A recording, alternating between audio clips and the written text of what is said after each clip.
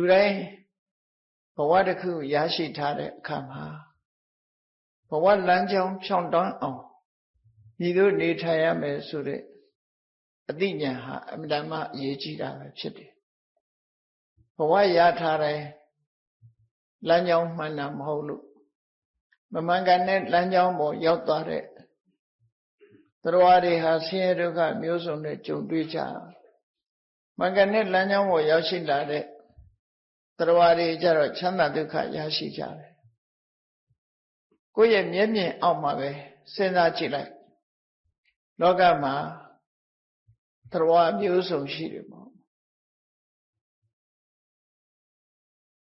လူတွေကိုယ်တိုင်မျက်စိနဲ့မြင်နေကြတဲ့တရားတွေကိုပြောမယ်ဆိုလို့ရှိရင်လူသားတရားတွေကဘာမှာတန်ပေါင်း9000ကျော်ဒီကနေ့အလုံးတွေ့ရှိနိုင်တဲ့လူသားတွေဒါဟာသက်ရှိတရားတွေပဲလူနဲ့မတူတဲ့လူတွေနှိမ့်ကြတဲ့တောရိုင်းတိရစ္ဆာန်တရားတွေလူတွေတွေ့ရတဲ့တရားမျိုးတွေတိရစ္ဆာန်တရားဆိုတဲ့အထဲမှာကုန်းတရားတွေရှိတယ်လို့ရေတရားတွေလည်းရှိတိရစ္ဆာန်ဟာတိရစ္ဆာန်ဘဝဟာအလွန်မျိုးစုံတဲ့ဘဝဖြစ်တယ်အမျိုးအစားပေါင်းအလွန်များတဲ့အပြင်တစ်မျိုးတစ်မျိုးမှလည်းပဲထူးခြားကွဲလွဲမှုတွေများစွာရှိတယ်လူတွေဟာဒေသအလိုက်လူမျိုးတို့ဘာသာစကားတို့ကွဲပြားကြတော့လည်းပဲတိရစ္ဆာန်တွေလောက်ဒီ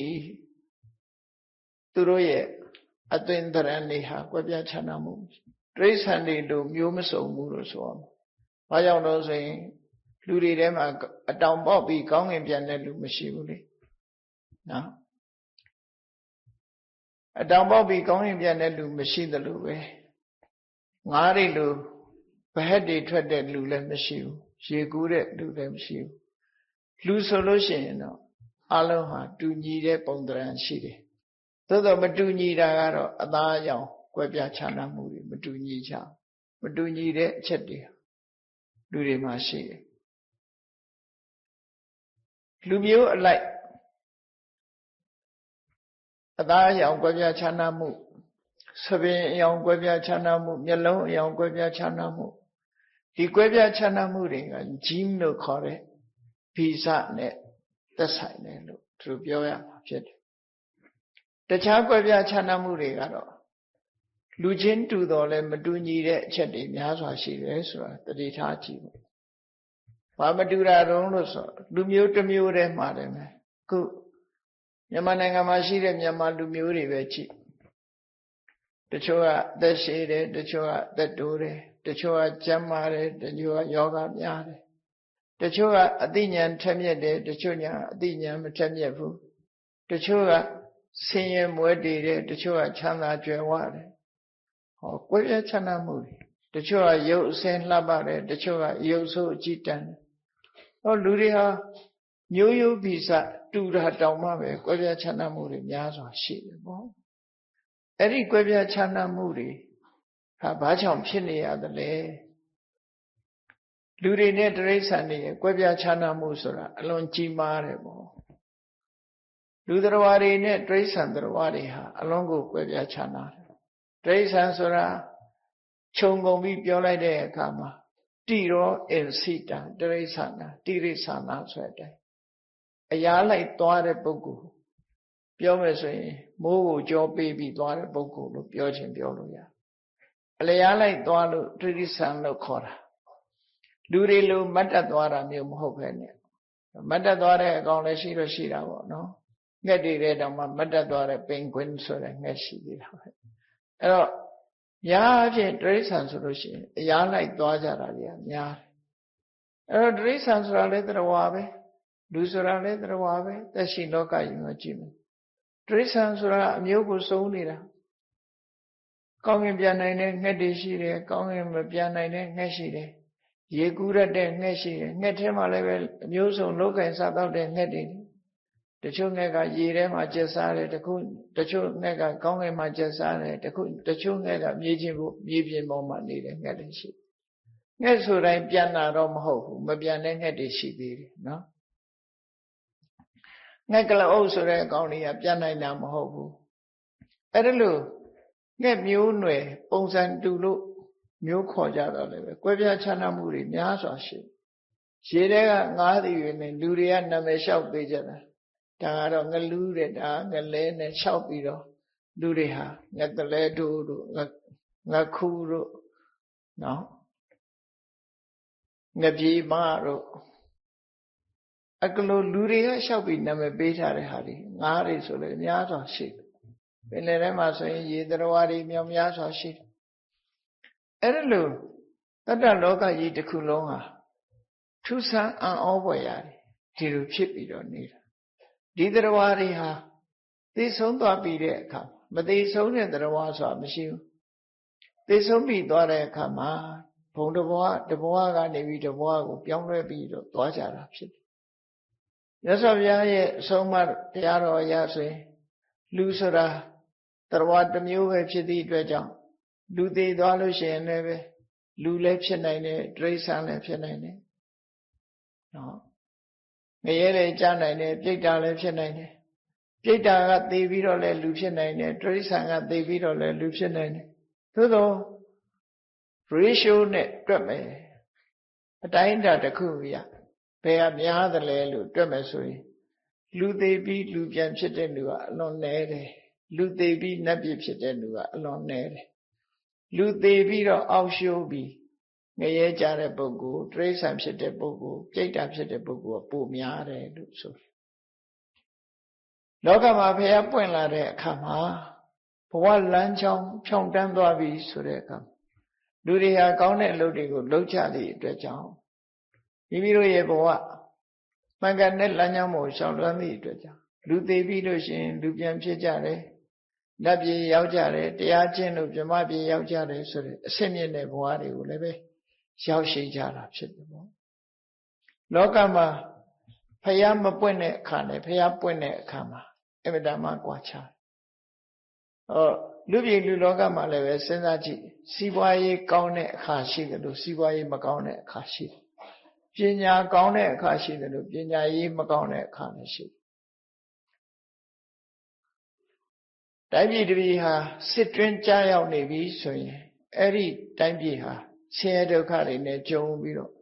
စီးပွားရေးတွေပြည့်ကြတယ်ပညာရေးတွေပြည့်ကြတယ်အကုန်လုံးဟာဆုံးရှုံးနစ်နာမှုတွေနဲ့ကြုံကြတယ်။တာယာဝါပြောပြီးငြိမ်းချမ်းသာယာနေပြီအေးချမ်းနေတယ်တိုင်းပြည်မှာငြိမ်းချမ်းရေးရနေတယ်ဆိုတဲ့အချိန်မှာ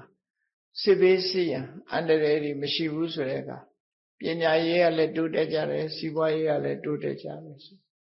မတူညီတဲ့အနေအထားမျိုးတွေဟာများစွာရှိတယ်။အဲ့ဒါလိုပဲလောကမှာဘုရားပွင့်ပြီဆိုရင်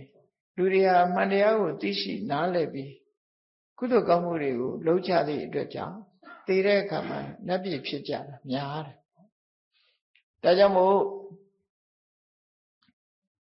တရားမင်းကြီးကနေပြီးတော့နတ်သဘင်အစည်းအဝေးမှာဒီနတ်တွေမှာစတုမာရိနတ်မင်းကြီးတွေကတာဝန်ပေးထားတဲ့လူပြည်မှာရှိကြတဲ့ဘုံမစိုးနတ်လို့ခေါ်တယ်လူတွေနဲ့ဒီနေထိုင်ရခြင်းတူညီတဲ့လူပြည်လူလောကမှာလူတွေနဲ့အနိကဆုံးနေကြတဲ့ဘုံမစိုးနတ်တွေကနေပြီးလူပြည်လူလောကမှာနေကြတဲ့ပုဂ္ဂိုလ်တွေဟာကောင်းတဲ့လုပ်ကိုလုပ်ကြရဲ့လားနော်အမေဖေကိုယုသိလေးစားကြရဲ့လားအမေကိုပြုစုကြရဲ့လားအဖေကိုပြုစုကြရဲ့လား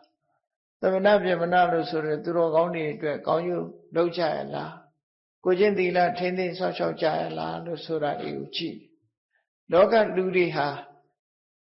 မိမိတို့ရဲ့ကျေးဇူးရှင်မိခင်ဖခင်တွေကိုယုသိလေးစားပြုစုကြပြီဆိုရင်တည်တဲ့အခါမှာကောင်းရာသူတွေရောက်ကြ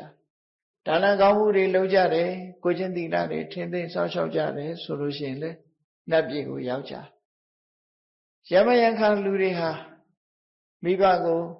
ပြစ်ထားတယ်မိဘကိုစော်ကားတယ်ကုသိုလ်ကောင်းမှုတွေကိုမလုပ်ကြဘူးအဲ့ဒါလိုနေတဲ့အခါမှာနတ်ပြည်မှာနတ်သားအသစ်တွေရောက်လာခြင်းမရှိဘူးတဲ့လူတွေဟာပဲရောက်ကုန်လို့ဆိုရင်တ တရိษံဘုံအရောက်များတယ်ငရဲပြည်ရောက်များသွားတယ်ပြိတ္တာဘုံရောက်များတော့နတ်ပြည်တွေဟာ6ကပ်ကပ်ဖြစ်လာတယ်လို့သူတို့ဆိုတယ်ဖျားပွင့်တဲ့အခါကျတော့မြတ်စွာဘုရားရဲ့အဆုံးအမကိုရသည့်အတွက်ကြောင့်လူတွေဟာတရဏဂုံသီလကိုစောင့်တည်ကြတယ်ဒါနကောင်းမှုကိုပြုကြတယ်မိဘကိုပြုစုလုပ်ကြွေးကြတယ်ဘုရားရဲ့အဆုံးအမတိုင်းလိုက်နာကျင့်သုံးကြတဲ့အတွက်ကြောင့်နတ်ပြည်တွေမှာနတ်ဥယျာဉ်တွေတိုးတက်ပြီးတော့စီကားများပြားလာတယ်လို့သူတို့ဆိုတယ်အဲ့တော့လူပြည်ကကောင်းရင်ကောင်းသလောက်နတ်ပြည်မှာစီကားတယ်လူပြည်ကလူတွေရဲ့ကိုချင်းတရားပြက်ပြားသွားပြီဆိုရင်နတ်ပြည်မှာနတ်ဥယျာဉ်တွေဟာလျော့ပါသွားတယ်လို့သူတို့ဆိုလူပြည်မှာလူဥယျာဉ်လျော့ပါတာတော့စစ်ဖြစ်လို့တေကြလို့နော်လူဥယျာဉ်လျော့ပါတာလူတွေဟာစစ်ဘေးစစ်တမ်းကြောင့်သေဆုံးသွားကြတယ်သေဆုံးသွားကြလို့သို့မဟုတ်ယောဂဝေဒနာဖြစ်ပြီးတော့သေဆုံးသွားကြတယ်မြန်မာပြည်လွတ်လပ်ရေးရကစားဆိုရင်ပလိတ်ဆိုတဲ့ယောဂဖြစ်ဖူးတယ်မြန်မာပြည်ပလိတ်ယောဂဖြစ်ပြီးဆိုရင်တခါတည်းရွာလုံးကျွတ်လောက်သေသွားတာဟိုရင်ကလည်းသေဒီရင်ကလည်းသေအဲ့တော့သေဆုံးမှုတွေအလွန်များတယ်ကပ်ယောဂဆိုတာအခုခေတ်တောင်မှယမယခပေါ်လာတဲ့ H5N1 တို့နော်အဲ့ဒါမျိုးတွေကုသယောဂမျိုးတွေဖြစ်ပေါ်လာတယ်ဆိုရင်သေဆုံးတဲ့ပုဂ္ဂိုလ်တွေကများလာဒီကနေ့ခေတ်မှာတော့ဒီလိုကံယောဂတွေကိုထိမ့်ချုပ်ထားနိုင်တဲ့အနေအထားရှိသည့်အတွက်ကြောင့်လူတွေဟာအဲ့လောက်ကြီးဒီသေဆုံးကြတာမရှိဘဲနဲ့အသက်ရှည်လာကြတယ်သို့တော်လည်းစစ်ဘေးစစ်ရာအန္တရာယ်တွေနဲ့ကြုံပြီဆိုရင်ဒီကနေ့ခေတ်ပေါ်တဲ့လက်နက်ကြီးတွေနဲ့လူတွေဟာသေဆုံးကြတာတွေအများကြီးပဲเนาะလက်နက်ကြီးတွေကြားလို့ပောက်ကွဲပြီးတော့သေဆုံးတာဒီတန်းချီသေဆုံးကြတာအနုမြူလက်နက်တို့ဘာလို့ဆိုတာမျိုးဒုတိယကမ္ဘာစစ်တုန်းကဆိုရင်အမှန်တမ်းအစွမ်းထက်တဲ့လက်နက်ကြီးတွေဒီကနေ့ခေတ်မှာလည်းပဲရှိနေတာဆိုတော့လူတွေရဲ့ဘဝဟာလုံခြုံစိတ်ချရမှုမရှိဘူးယောဂဝေဒနာကြောင့်လည်းလုံခြုံစိတ်ချရမှုမရှိဘူးလက်နက်တွေကြောင့်လည်းလုံခြုံစိတ်ချရမရှိဘူးလူပြည်ကလူဥယျာဉ်တွေကြာဆင်းသွားတယ်ဆိုတာအခုလိုယောဂတို့အစာငတ်မှုခေါင်းမာတာတို့လက်နက်တို့ဒီအန္တရာယ်တွေကြောင့်လူဥယျာဉ်ရောပါသွားနတ်ပြည်မှာလူဥယျာဉ်နတ်ပြည်မှာနတ်ဥယျာဉ်ရောပါတယ်ဆိုတာကြတော့လူပြည်ကလူတွေဟာကိုယ်ကျင်တရားပြပြလို့နတ်ပြည်မှာနတ်ဥယျာဉ်ရောပါကုသိုလ်ကောင်းမှုပြုတဲ့ပုဂ္ဂိုလ်တွေနည်းသွားပြီဆိုရင်နတ်ပြည်မှာအယောင်နည်းသွားကြတယ်လို့သူတို့ဆိုတယ်တတ္တလောကကြီးတစ်ခုလုံးဟာလှည့်လည်ပြီးတော့ဖြစ်နေကြတာဖြစ်တယ်ဒါကြောင့်ဒီလိုမြတ်စွာဘုရားဟောထားတဲ့တရားကိုကြည့်ရှုသုံးသပ်ပြီးတော့သရဝါအချင်းချင်းတဦးနဲ့တူအကျဉ်းတရားထားဖို့အမတမကောင်းတယ်ပေါ့နော်သူလည်းသရဝါကိုလည်းသရဝါဆိုပြီးတော့အကျဉ်းတရားထားပြီးမေတ္တာမပြတ်နေထိုင်နိုင်ကြမယ်ဆိုရင်တော့အလွန်ကောင်းတဲ့အနေအထားတစ်ခုပေါ့မြတ်စွာဘုရားရဲ့အဆုံးအမကိုရပြီဆိုလို့ရှိရင်တော့ကိုယ့်ဘဝလမ်းကြောင်းကိုကိုယ့်အကိုထိန်းချောင်းပြီးတော့ကောင်းတဲ့ဘဝကိုရရှိအောင်ကြိုးစားကြရမှာဖြစ်တယ်ကြိုးစားအထုတ်ဖို့အရေးကြီးတယ်ဆုတောင်းရုံနဲ့တော့ဘာတစ်ခုမှရလာမှာမဟုတ်ဘူးဒါကြောင့်ကုသိုလ်ကောင်းမှုဆိုတာပြုလုပ်ကြကုသိုလ်ကောင်းမှုရဲ့အဓိပ္ပာယ်ကဘာလို့ဆိုလို့ရှိရင်ကုသိုလ်ဆိုတာဟာကောင်းကျိုးချမ်းသာတွေကိုပေးတတ်တဲ့သဘာဝစွမ်းအားကိုခေါ်တာဖြစ်တယ်ပေါ့အကုသိုလ်ဆိုတာဆိုးကျိုးတွေဆင်းရဲဒုက္ခတွေကိုပေးတတ်တဲ့မကောင်းတဲ့သဘာဝစွမ်းအားကိုခေါ်တာဖြစ်တယ်ဒါကြောင့်မို့ကိုယ့်ရဲ့ရင်ထဲနှလုံးထဲမှာကောင်းတာတွေဖြစ်အောင်ကြိုးစားအထောက်ကြရအောင်အခုဒီနေ့မထေရမြတ်တို့ရဲ့အမှတ်တရစကားများကိုမှတ်သားနိုင်ယူကြည့်အောင်ဒီမထေရမြတ်ရဲ့ဘဝဇာတ်ကြောင်းလေးကိုကြည့်လိုက်မယ်ဆိုရင်တန်မြာဘဝသရဝါတွေသွားနေကြရတာဒီပုံစံပဲဆိုတာကိုသတိထားမိဖို့လိုတယ်ကိုလည်းပဲဒီတန်မြာတွေကမလွတ်သေးတဲ့သရဝါတူအနေနဲ့ကိုယ့်ကိုသတိထားကြရမှာဖြစ်အဲ့တော့အမှတ်တရစကားကိုပြောတဲ့မထေရမြတ်ကတန်ခါရခိတာလို့ခေါ်တယ်အဲ့ဒီတန်ခါရခိတာမထေရရဲ့အတိတ်ဘဝဇာတ်ကြောင်းလေးဟာဘဝဟာအလွန်ရှည်လျားတော့လည်းပဲမှတ်တမ်းတင်နာခြင်းမှတ်တမ်းကတင်ညီမှတင်တာမှတ်တမ်းမတင်ရင်ကတော့မသိနိုင်တဲ့ဘဝတွေအများကြီးပဲခွန်ကြီးတို့တွေကိုယ့်ဘကိုယ်ပဲ မှတ်တမ်းတင်နိုင်တာဒီဘဝမှာတော့မှတ်တမ်းမတင်နိုင်ဘူးအတိတ်ဘဝတွေဘယ်လိုလုံးမှတ်တမ်းတင်မလို့ဒီဘဝမှာတော့မှပဲတာမန်လောက်ပဲသိကြတယ်ဘယ်နှခုနှစ်ကဘယ်လဘယ်နေ့ဘယ်ရက်မှာမွေးတယ်ဆိုတာနော်မိဘကဘယ်သူဆိုတာဒါလောက်ပဲမှတ်တမ်းတင်နိုင်တာဖြစ်တယ်အေးဒီဘဝရဲ့ရခင်ဘဝတုန်းကဘာဖြစ်ခဲ့တယ်လဲဆိုတာသိနိုင်စွာမရှိဘူးတချို့လူဝင်စားဆိုတဲ့ပုဂ္ဂိုလ်မျိုးတွေဒါလေအချို့ဝက်မှတ်မိတာကိုပြောကြလို့သူတို့ဟာအတိတ်ဘဝရှိတယ်ဆိုတာသိချရတာဖြစ်တယ်အဲ့တော့ဒီသံဃာရခိတဆိုတဲ့မထေမြတ်ရဲ့အတိတ်ဘဝကိုမှတ်တမ်းတင်ထားတာနဲ့ပြောရမယ်ဆိုရင်ဒီကဘာကဗတ္တကဘာလို့ခေါ်တယ်ဖះငါးစုပွင့်တဲ့ကဘာမို့အကောင်းဆုံးကဘာဗတ္တဆိုတာမင်္ဂလာအရှိဆုံးအကောင်းဆုံးကဘာလူတွေတက်တန်း4000တုန်းကကုတန္တမြတ်စွာဘုရားပွင့်သွားပြီအဲ့ဒီကနေပြီးတော့တက်တန်းကျဆင်းသွားပြီနောက်ဆုံးတက်တန်းတိုးလာရတက်တန်းတွေတက်အသက်တွေရှည်လာပြီးတဲ့နောက်ပြန်ပြီးတော့အသက်တွေဆုပ်ယုတ်လာဆုပ်ကတ်တက်ကတ်လို့ခေါ်တယ်ဆုပ်လာပြီးရင်ပြန်တက်တယ်အတက်နဲ့အကျဟာအမြဲတမ်းရှိနေတယ်လူလောကမှာဘာကြောင့်အတက်အကျရှိနေတာလဲလို့ဆိုရင်လူတွေရဲ့စိတ်နေသဘောထားပေါ်မှာမူတည်တယ်လူတွေရဲ့ကိုယ်ချင်းတရားနဲ့သက်ဆိုင်တယ်ပေါ့လူတွေကိုယ်ချင်းတရားကောင်းပြီဆိုရင်အတက်ဘက်ကိုသွားလူတွေကိုယ်ချင်းတရားပြတ်ပြားလာပြီဆိုရင်အဆင်းဘက်ကိုသွားအဲ့တော့ဖျားပွင့်တယ်ဆိုတာလူတွေကိုယ်ချင်းတရားပြတ်ပြားလာတဲ့အခါမှာအသက်တန်တိုးလာတဲ့အချိန်ပိုင်းမှာဖျားပွင့်တယ်ဒါမှလူတွေရဲ့ဘဝကိုကယ်တင်နိုင်တာဖြစ်အသက်တန်းရှည်ပြီးတော့တိုးတက်နေတဲ့အချိန်တိုင်းမှာဆိုရင်မြတ်စွာဘုရားမပွင့်ဘူးဘာလို့မပွင့်လို့ဆိုတော့သဘာဝတရားကိုနားလည်အောင်ပြောဖို့ခက်ခဲတယ်လူတွေဟာအသက်ရှည်ခြင်းတိုင်းရှည်နေလို့ရှိရင်အနိစ္စတရားဆိုတာကိုသဘောပေါက်မှာမဟုတ်ဘူးဒုက္ခလို့ပြောရင်လည်းပဲရည်ကြမှာဖြစ်တယ်အနတ္တလို့ပြောရင်လည်းပဲသဘောကျမှာမဟုတ်ဘူးအနိစ္စဒုက္ခအနတ္တလို့ဘဝကိုမရှုမြင်နိုင်ဘူးဆိုရင်လည်းဝိပဿနာဉာဏ်ကမဖြစ်ဘူးဝိပဿနာဉာဏ်မဖြစ်လို့ရှိရင်လည်းကိုယ်တဏ္ဍာမှာရှိတဲ့ကိလေသာကုန်စေတတ်တဲ့မဲ့ဉာဏ်ဆိုတာမပေါ်ဘူးမဲ့ဉာဏ်မပေါ်လို့ရှိရင်နိဗ္ဗာန်ဆိုတာတွေ့မှာမဟုတ်ဘူးဒါကြောင့်မို့တက်တန်းရှိတဲ့လူဘဝတက်ကပ်မှဘုရားမပွင့်ဘူးတဲ့ဒီကဘာမှာအသင်္ချေထိအောင်ဗဒ္ဒကဘာအစမှလူတွေရဲ့တက်တန်းဟာအသင်္ချေထိအောင်ရှည်လျားခဲ့ပြီးတဲ့နောက်တဖြည်းဖြည်းကိုချင်းတရားပြက်ပြားသည့်အတွက်ကြောင့်တက်တန်းကဆွေးယုတ်လာခဲ့တယ်ဆွေးယုတ်လာတဲ့အခါမှာတသိန်းတန်းရောက်လို့ရှိရင်ဘုရားပွင့်နိုင်တယ်သို့တော့ဒီကဘာမှာကကုသန္တမြတ်စွာဘုရားဟာတသိန်းတန်းမှမပွင့်ခဲ့ဘူး9000တန်းမှလည်းမပွင့်ခဲ့ဘူး8000တန်းမှလည်းမပွင့်ခဲ့ဘူးအဲ့ဒီကနေတဖြည်းဖြည်းကျလာလိုက်တာ4000တန်းရောက်တဲ့အခါမှာပွင့်တာအဲ့တုန်းကလူအသက်ဟာနှစ်ပေါင်း4000ရှိတယ်လို့ဆိုကကုသန္တမြတ်စွာဘုရားပွင့်ပြီးတဲ့အခါမှာလူလောကကြီးကိုလမ်းမှန်ကိုဖော်ထုတ်ပြီးမြတ်စွာဘုရားဟာချိန်တန်တော့ပြိဋိဘံစံသွားတယ်အဲ့ဒီနောက်လူလောကလူတွေဟာတဖြည်းဖြည်းကျဆင်းလာပြီးစနစ်တန်းထီအောင်ရုပ်ရည်ကျဆင်းသွားပြီးလူတွေဟာပျောက်ကွယ်သွားတော့ဆင်းရဲဒုက္ခတွေကြုံတွေ့ရပြီးတဲ့အခါမှာကုသိုလ်တရားတွေပြန်ပြီးတော့မေတ္တာတရားတွေထားလို့ကုသိုလ်တရားတွေကြိုးစားအားထုတ်လာတဲ့အခါမှာစနစ်တန်းကနေပြန်ပြီးတော့အသက်ရှည်လာလိုက်တာအသင်္ချေတန်းထိပြန်ရောက်သွားပြန်တယ်ပေါ့ဆုတ်ကတ်တက်ကတ်ဆိုတာအလွန်ကြာတယ်ပေါ့အဲ့ဒီကနေပြီးတော့ပြန်ဆုတ်လာတဲ့အခါမှာလူတွေရဲ့အသက်3000တန်းရောက်လာတဲ့အခါမှာကောနာကမနာမြတ်စွာဘုရားပွင့်လာအဲ့ဒီဘုရားပွင့်ပြီးတော့တရားဓမ္မဟောပြောလို့လူတွေဟာကောင်းကျိုးချမ်းသာတွေရနိဗ္ဗာန်ကိုမျက်မှောက်ပြုနိုင်ကြပြီ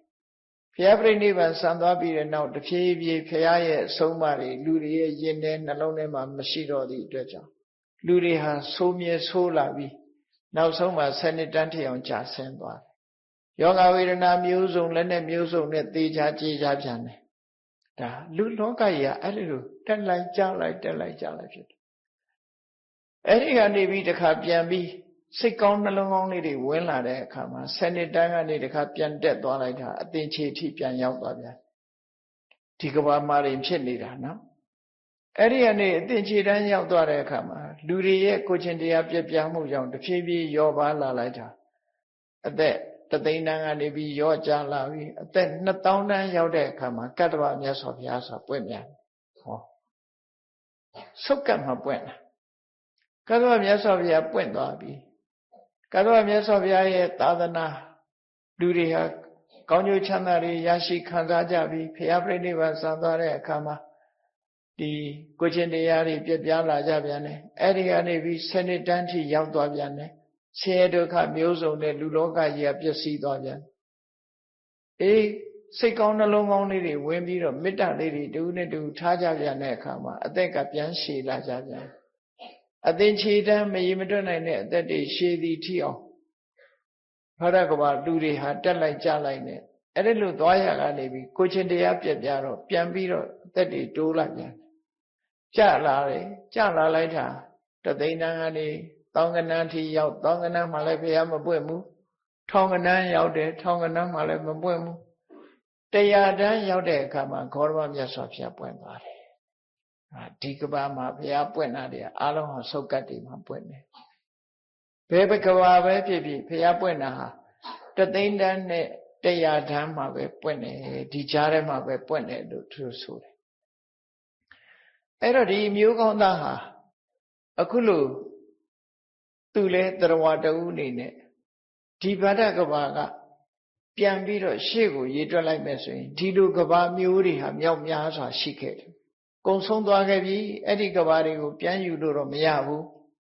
နော်ပြန်ယူလို့မရတာကဘာတွေသာပြန်ယူလို့မရတာမဟုတ်ဘူးမနေ့ကဟာတွေရောပြန်ယူလို့ရသေးလားမရတော့ဘူးမနေ့ကလည်းပြီးသွားပြီလေဒီကနေ့ဖြစ်သွားရင်ပြန်ယူလို့ရတော့တာမဟုတ်တော့အဲ့လိုကဘာတွေမြောက်များစွာကုံဆုံးသွားတဲ့ထက်မဲ့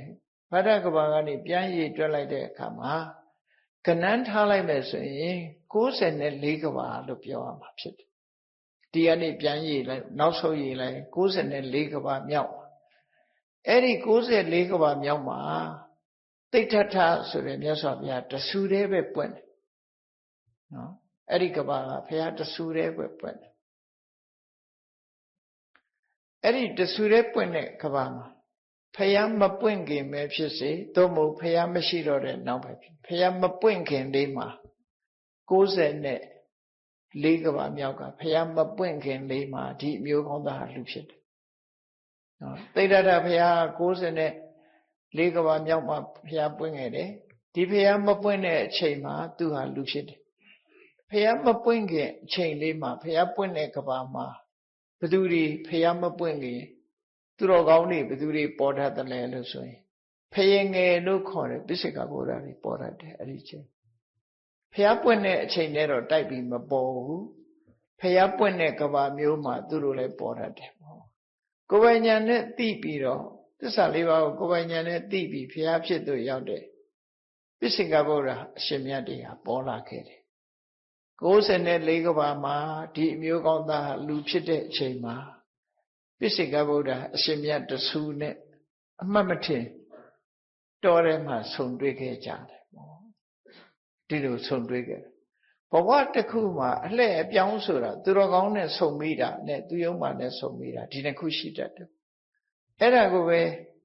ဥပနိဒေယပစ္စယောလို့ပြောတာနော်ကောင်းတဲ့လူနဲ့ဆုံမိရင်ကောင်းစားသွားတာမကောင်းတဲ့လူနဲ့ဆုံမိရင်လည်းဒုက္ခများသွားတာရှိတယ်ပေါ့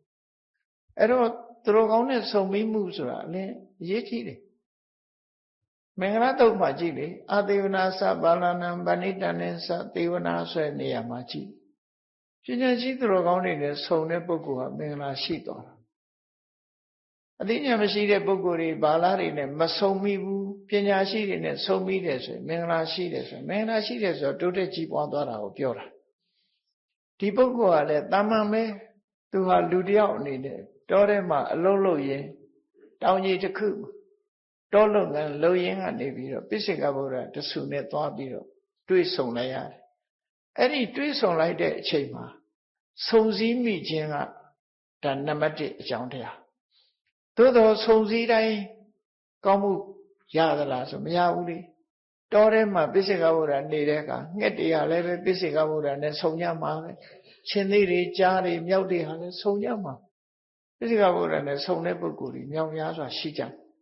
တရားတူအနေနဲ့တွေ့ကြမှာပဲလေမျက်စိကမြင်မှာပဲ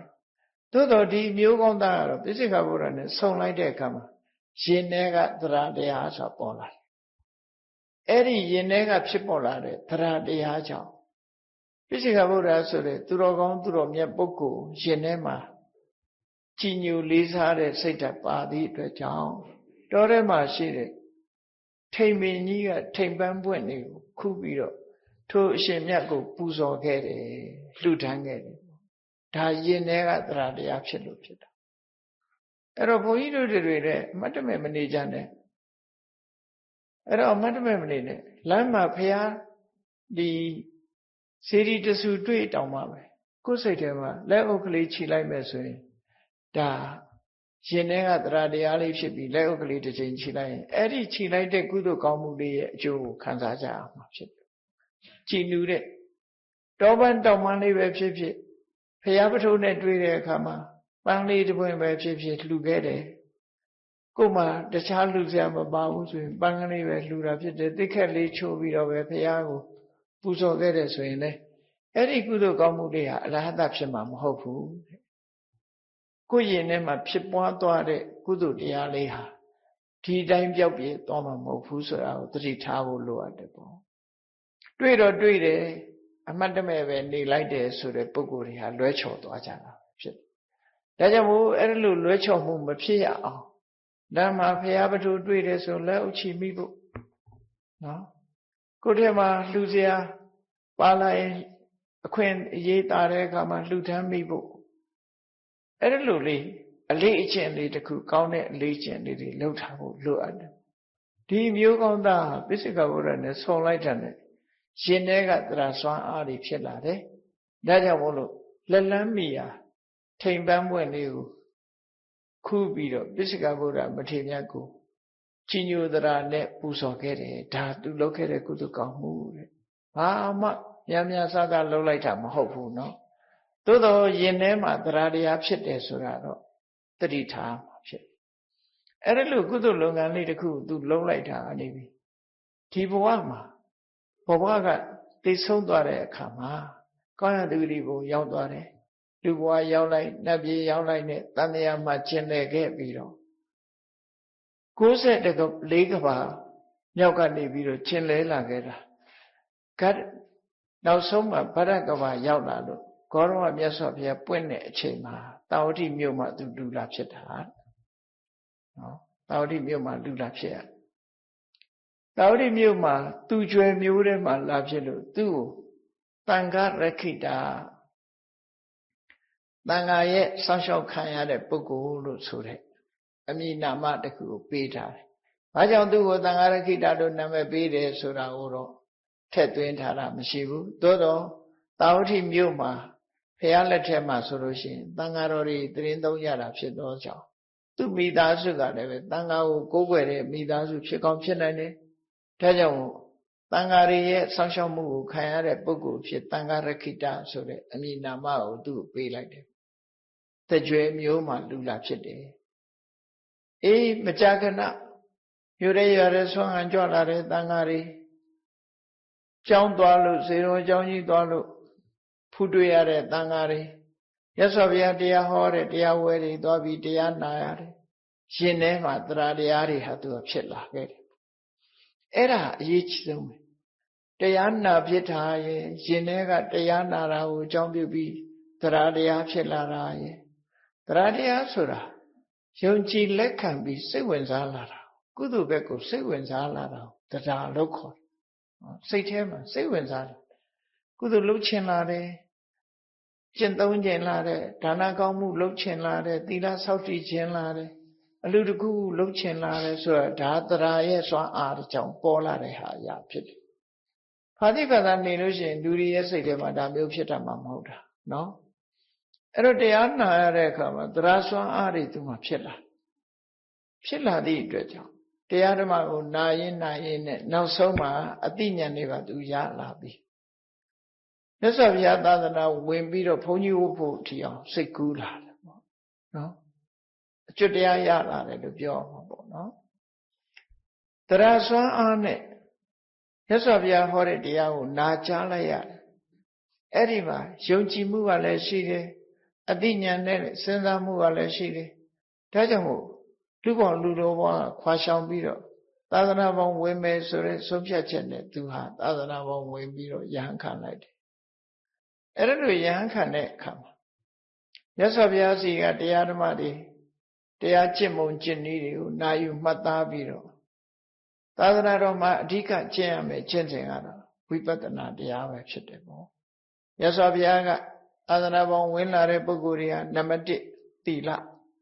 ဖြစ်ဆုံးရမယ်ဒါမို့ဘာဟိယဆိုတဲ့ယဟန်ကိုမြတ်စွာဘုရားဆုံးမတဲ့အခါမှာတတ္တမတိဟတေဘာဟိယဧဝံတခိတဗံဘာဟိယသာသနာပေါ်မှာဝင်လာမယ်ဆိုရင်မင်းခုတိုင်းလိုက်နာပါလို့ဆုံးမတယ်ဘယ်လိုလိုက်နာခိုင်းတာတုံးဆိုတတ္တဝတိဟတေဘာဟိယအာဓိမေဝဝိသောတိဟိကုသရေတုဓမ္မေတုဘာဟိယကုသိုလ်တရားတွေထဲမှာအစပထမလို့ဆိုတဲ့ကုသိုလ်တရားကိုမင်းရအောင်ကြိုးစားပါလို့သူတို့ပြောတယ်ကုသိုလ်တရားတွေထဲကအစဆိုတာဘာလဲလို့ဆိုရင်ကောစာတိကုသလနံဓမ္မနံကုသိုလ်တရားတွေထဲကအစဆိုတာဟာသီလင်္စသုဝိတုဒ္ဓံကိုချင်းတရားအလုံးစင်ကြယ်အောင်ကျင့်ခြင်းနဲ့ဒိဋ္ဌိစဥစုကမှန်ကန်တဲ့အမြင်ကိုဖြောင့်မတ်စွာထားခြင်းဆိုဒီနှစ်ခုပဲဖြစ်တယ်မြတ်စွာဘုရားကသာသနာတော်ရောက်လာတဲ့ပုဂ္ဂိုလ်တိုင်းကိုချင်းသီလကောင်းမှုအတွက်ပထမဆုံးဆုံးမတာဖြစ်တယ်ကိုချင်းသီလနဲ့အမှန်မြင်တတ်ဖို့အမြင်မှန်ရှိဖို့အမှန်မြင်ဖို့ဆိုတာမေတ္တာမှအရေးကြီးတယ်ပေါ့ဒါကြောင့်ကိုချင်းသီလဆိုတာအလုံးသိကြတဲ့အတိုင်းပဲလူတွေဆိုရင်ခုနဆောက်တည်သွားတဲ့သီလမျိုးတွေ၅ပါးသီလကစတော့၈ပါးသီလ10ပါးသီလယဟန်တော်တွေဆိုရင်ယဟန်တွေကျင့်သုံးရတဲ့ပါတိမောက္ခသံဝရသီလအစရှိတဲ့သီလကြီးလေးပါအဲ့ဒီကိုချင်းသီလဆိုတာအရေးကြီးဆုံးပဲပေါ့လူတွေမှာအရေးကြီးဆုံးကတော့၅ပါးသီလပဲဖြစ်တယ်အဲ့ဒီ၅ပါးသီလနဲ့အမှန်မြင်မှုဆိုတာဘာလို့ဆိုရင်ကံကံဤအကျိုးလက်ခံယုံကြည်တာအမှန်မြင်ခြင်းပဲဖြစ်တယ်ပေါ့ကောင်းတာလုပ်ရင်ကောင်းတာဖြစ်တယ်မကောင်းတာလုပ်ရင်မကောင်းတာဖြစ်တယ်ဆိုတဲ့ခံယူချက်responsible ကိုလုပ်တာကိုပဲကိုနဲ့သက်ဆိုင်တယ်ဆိုတဲ့ခံယူချက်မှန်ကန်တဲ့အမြင်တစ်ခုဖြောင့်မှန်တဲ့အမြင်တစ်ခုဖြစ်တယ်အဲ့ဒီသီလရဲ့မှန်ကန်တဲ့အမြင်ရဲ့ဒီတစ်ခုကိုအခြေခံပြီးတော့ဝိပဿနာတရားကိုကျင့်ကြံကြုတ်ကိုအထုတ်မယ်ဆိုလို့ရှိရင်ရှင်တဲ့နှလုံးထဲမှာရှိနေတဲ့လောဘဆိုတဲ့အညစ်အကြေးတွေဒေါသဆိုတဲ့အညစ်အကြေးတွေမောဟဆိုတဲ့အညစ်အကြေးတွေမာနဆိုတဲ့အညစ်အကြေးတွေအိတ်တမစ္စရိယဆိုတဲ့အညစ်အကြေးတွေကိုရှင်းပြနိုင်တဲ့မက်စိတ်မဉ္ဇဉ်ဆိုတာပေါ်ထွက်လာမှာဖြစ်တယ်ပေါ့အဲ့ဒီမဉ္ဇဉ်နဲ့ဒီအညစ်အကြေးတွေကိုရှင်းပြလိုက်နိုင်မှနိဗ္ဗာန်ဆိုတာမြင်ရတာဖြစ်တယ်ကောင်းကင်မှာလပြည့်နေ့မှာလပြည့်ဝန်းကြီးပေါ်ထွန်းနေတော့လည်းပဲတိမ်နေဖုံးနေလို့ရှိရင်မမြင်ရဘူးအဲ့ဒီကိုတိမ်နေကိုရှင်းပြနိုင်တဲ့လေတိုက်လိုက်ပြီဆိုလို့ရှိရင်တော့တိမ်နေဟာလွင့်သွားပြီးလပြည့်လဝန်းကြီးပေါ်လာသလိုပဲနိဗ္ဗာန်ဆိုတာဟာလည်းပဲတိမ်တိုက်ကင်းစင်မှလကိုမြင်ရတယ်လို့ပဲကိလေသာတိမ်တိုက်တွေကင်းစင်သွားမှနိဗ္ဗာန်ဆိုတာမြင်နိုင်တာဖြစ်တယ်ဒီတိုင်းမျက်စိနဲ့ကြည့်လို့မြင်ရတဲ့အရာမျိုးမဟုတ်ဘူးပေါ့ရှင်တဲ့နှလုံးထဲမှာကိလေသာဆိုတဲ့တိမ်တွေကင်းသွားပြီဆိုတဲ့အခါမှာနိဗ္ဗာန်ကိုမြင်နိုင်မှာဖြစ်တယ်ပေါ့အဲ့ဒါလို့နိဗ္ဗာန်ကိုမြင်သွားပြီဆိုတဲ့ပုဂ္ဂိုလ်တယောက်ဟာတဏှာမှာဒုက္ခရောက်เสียအကြောင်းတရားတွေဘယ်တော့မှမရှိဘူးမအားထုတ်တော့ဘူးတဏှာမှာဒုက္ခခံဖို့ဆိုတဲ့အခြေအနေဟာသူ့မှာမရှိတော့ဘူးတဏှာဝကလွတ်ကင်းတဲ့နိဗ္ဗာန်ချမ်းသာကိုမျက်မှောက်ပြုနိုင်တဲ့အဆင့်ထိအောင်သူဟာရောက်ရှိသွားတယ်ဒီလိုဆိုတာအဲ့ဒါကြောင့်မို့ဒီသံဃာရခိတဆိုတဲ့အမျိုးသားဟာသာသနာ့ဘောင်ဝင်ပြီးတဲ့အခါမြတ်စွာဘုရားဆုံးမတဲ့အတိုင်းဝိပဿနာတရားကိုကျင့်ကြံကြုတ်ကိုအားထုတ်တယ်တောထဲမှာသူသွားပြီးတော့အားထုတ်တယ်အားထုတ်တဲ့အခါမှာအဖော်တစ်ပါးသူနဲ့အတူတကွအဖော်တစ်ပါးယဟန်တစ်ပါးပါတယ်တောရအကြောင်းမှာသွားပြီးတော့အားထုတ်တယ်လူသူမနီးနဲ့တောတဲ့မှာသွားအားထုတ်တော့တရက်ကြတော့သူ့မှာဘာထူးထူးခြားခြားတစ်ခုတတိပြုမိတယ်လဲ သူ့ရဲ့တောရကြောင်အနီးနားကချုံပုတ်ထဲမှာသမင်မတကောင်ဟာသမင်ကလေးတကောင်မွေးဖွားတဲ့ဟာချုံထဲမှာသမင်လေးတကောင်မွေးဖွားတယ်အဲ့ဒါကိုသူကအမှတ်ထင်နေသိရှိရတယ်အဲ့သမင်လေးမွေးထားတဲ့အခါမှာအဲ့ဒီသမင်မကြီးဟာအစာရည်စားအမှန်တမ်းခဲရင်တဲ့နေရာမှာသူဝေးလံတဲ့ဒေသသွားမှသူအစာရမှာရေတောက်เสียရှိမယ်အဲ့ဒီနာအစာရည်စားနဲ့အလှမ်းဝေးတဲ့နေရာဖြစ်တယ်သို့တော့အစာစားခြင်းလို့ဝေးလံတဲ့အရက်ကိုသွားမယ်ဆိုရင်ခြုံထဲမှာသူမွေးထားတဲ့သမင်ငယ်လေးကိုစိတ်မချသည့်အတွက်ကြောင့်သမင်မကြီးဟာ50ရဲ့အစာမစားဘဲနဲ့ဒီတိုင်းအငတ်ခံပြီးတော့ဒီနားလေးကမခွာနိုင်ဘူးတဲ့သူသားသမီးရှိတဲ့နေရာကနေမခွာနိုင်တာကိုတရားအထုတ်ရင်တောရကြောင်းထဲမှာတရားအထုတ်နေတဲ့ရဟန်းတော်ကအမှတ်မထင်သူတတိထားမိလိုက်တယ်ပေါ့သမင်မကြီးဟာဝေးရာကိုမသွားတော့ဒီနားမှာစားစရာကလည်းမရှိဘူးအဲ့ဒီလိုဆင်းရဲဒုက္ခရောက်နေတာကိုသူမျက်ဝါးထင်တွေ့မြင်လိုက်တဲ့အခါမှာဘာစဉ်းစားမိတော့ဆိုဒီသမင်မကြီးဟာသာသမီတန်ရောစင်နဲ့ဝေးတဲ့နေရာကိုမသွားနိုင်မဲနဲ့အစာငတ်တာကိုပေးတည်ပြီးတော့အစာငတ်ခံပြီးတော့တန်ရောစင်ဂျိုးကြောင့်မလို့သူဟာအဝေးမသွားနိုင်တာဆင်းရဲဒုက္ခတွေကြီးလားငါတို့တွေဟာလည်းပဲတန်တရားထဲမှာအခုလိုတန်ရောစင်ကြီးမဖြတ်နိုင်ဘူးဆိုလို့ရှိရင်တော့တို့တွေလည်းဆင်းရဲဒုက္ခရောက်ကြမှာပဲရောက်ရမှာပဲဒါကြောင့်မို့ဒီသမင်မကြီးဟာတန်ရောစင်မဖြတ်နိုင်ရှာသည့်အတွက်ကြောင့်ဆင်းရဲဒုက္ခရောက်တယ်ငါတို့လည်းဆင်းရဲဒုက္ခရောက်လာနိုင်တယ်ဒါကြောင့်မို့ဒီတန်ရောစင်ကျိုးတော့ဖြတ်နိုင်အောင်ကြိုးစားရမယ်ဆိုပြီးဝိပဿနာတရားကိုကြိုးစားအားထုတ်လိုက်တဲ့အခါတန်ရောစင်ကျိုးတွေကိုဖြတ်နိုင်ပြီးယဟန္တာဖြစ်ကိုရောက်သွားဒါဟာသူ့အတွက်စာပေကျမ်းမှာသမင်မကြီးရဲ့ဘဝအခြေအနေကိုဆင်ញင်သုံးသပ်တာကိုပဲချွန်းလို့သုံးတယ်နော်သမင်မဘဝကိုကြည်ရင်ကနေပြီးတော့သူ့စိတ်ကိုသူထိန်းချုပ်ဖို့ရချွန်းဆိုတာဆင်ကိုအုပ်ချုပ်တဲ့ဆင်ကိုကင်တဲ့လက်နဲ့ပဲဆင်ကိုကင်တွယ်တဲ့လက်နဲ့ကိုခေါ်တာချွန်းဆိုတာတန်နဲ့လှုပ်ထားတဲ့နော်ကောက်ခြုံထိခြုံမြက်နေတဲ့ဆင်ကင်တဲ့ဆင်ဥစကြီးတွေကင်တဲ့ချွန်းကိုခေါ်တာနော်အဲ့ဒီချွန်းကဘလောက်ပဲဆင်ဆိုးချွန်းကင်ထားလို့ရှိရင်ဆင်မော်တက်စီးပြီးတော့ဆင်ရဲ့နှအုံရင်းကိုချွန်းနဲ့ချိတ်ပြီးတော့ကင်ထားလို့ရှိရင်ဆင်ဟာလုံးဝမလှုပ်နိုင်ဘူးအမှန်တမ်းနာတဲ့နေရာလို့ဆိုလို့ဒါကြောင့်မို့ဆင်ဟာချွန်းနဲ့ချိတ်လိုက်လို့ရှိရင်ကုန်းអော်တော့တာပဲနော်အမှန်တမ်းနာတဲ့နေရွက်နောက်ပိုင်းမှာအဲ့ဒီချွန်းနဲ့ပေါက်ပြီးတော့ဆင်ဥသကြီးတွေကဆင်ကိုအနိုင်ယူကြတယ်ပေါ့အဲ့ဒါလိုပဲသမင်မကြီးရဲ့ဘဝအခြေအနေကိုကြည့်ပြီးတော့သူ့စိတ်ကိုဆုံးမတာအင်ကုတံကတ္တဝါသမင်မကြီးရဲ့ဘဝကိုသူ့အတွက်စိတ်ဆင်ရိုင်းကိုဆုံးမဖို့ချွန်းတဲ့ဖွဲ့အသုံးချလိုက်တယ်လို့စာထဲမှာဒီလိုသုံးနော်လောကလူတွေဟာကိုယ်စိတ်ကိုဆုံးမဖို့ရအတွက်ချွန်းကလေးတွေရှိဖို့လိုတယ်ပေါ့ဆင်ရိုင်းကြီးကိုဆုံးမတဲ့အခါမှာချွန်းနဲ့ထိမ့်ချုပ်တယ်လို့ပဲကိုယ်စိတ်ကိုလည်းပဲတစ်ခုခုနဲ့ထိမ့်ချုပ်ရမှာဖြစ်တယ်မထိမ့်ချုပ်နိုင်ဘူးဆိုလို့ရှိရင်ကောင်းရဖို့သူကတိကောင်းတဲ့အနေအထားမျိုးကိုဖြစ်လာနိုင်မှာမဟုတ်ဘူးဘာကြောင့်လဲဆိုရင်လူစိတ်ဆိုတာဆိုးတယ်နော်ပါပတ္တမေရမတိမနောမကောင်းတာဘောပဲပြောတယ်လူဟာမကောင်းတဲ့ဘက်ပဲစိတ်ဆိုတာပြောတယ်အဲ့ဒီဘက်မသွားအောင်စိတ်ဆင်ရဲကိုထိန်းချုပ်ဖို့ရအတွက်ကိုယ်တိုင်ချွန်းဆိုတာယောနိသောမနတိကာရဆိုတဲ့ဆင်ញင်တတ်တဲ့ချွန်းလေးတစ်ခုကင်ထားရမှာဖြစ်တယ်အေးငါအခုလိုမိုက်နေလို့ရှိရင်တန်မြာထဲမှာလူပြန်ဖြစ်ဖို့မပြောနဲ့နော်တန်မြာဝကဒီနောက်ဘဝငရဲမကြရင်ကောင်းတော်သေးတယ်လူပြန်ဖြစ်ဖို့ဆိုတာအလွန်ကိုခဲရင်တယ်မကောင်းတာတွေလုပ်နေလို့ရှိရင်ငါဆင်းရဲဒုက္ခနဲ့ကြုံရမယ်ဆိုတာတွေကိုတွေးလိုက်တာဒါဆင်ကိုချွန်းအုပ်တယ်လို့ပဲကိုယ်စိတ်ဆင်ရိုင်းကိုချွန်းအုပ်ရကောင်းတဲ့ဘက်ကိုလောဘတွေသိကြည့်နေအေးမင်းဘယ်လောက်ပဲလောဘကြီးသေတော့အကုန်ထားခဲ့ရမှာနော်လောဘတွေနဲ့ရှာမယ်ဒေါသတွေနဲ့မောဟတွေနဲ့ ကုသိုလ်ကောင်းမှုကိုမလုပ်ဖြစ်ဘူးဆိုရင်ဒီလိုနေလို့ရှိရင်ငါဟာဘဝကူးကောင်းမှာမဟုတ်ဘူးကျမ်းမာနေတဲ့အချိန်မှာတရားအားထုတ်မှပဲဆိုတဲ့ဒီအတွေးတွေဟာဆင်ကိုထိန်းချုပ်တဲ့ချွန်းတပွဲအလားတန်တူတယ်ပေါ့ကိုယ်စိတ်လေးကိုအဲ့ဒါလိုစဉ်းစားပြီးတော့ချွန်းပမာအသုံးချတယ်ဟောဒီမထေရမြတ်ဟာသမင်မာကြီးသာတန်ရောစဉ်သမိတန်ရောစဉ်နဲ့တခြားကိုမသွားနိုင်ပဲနဲ့အစာငတ်ခံပြီးဆင်းရဲဒုက္ခရောက်နေသလိုအဲ့ဒါကိုသူက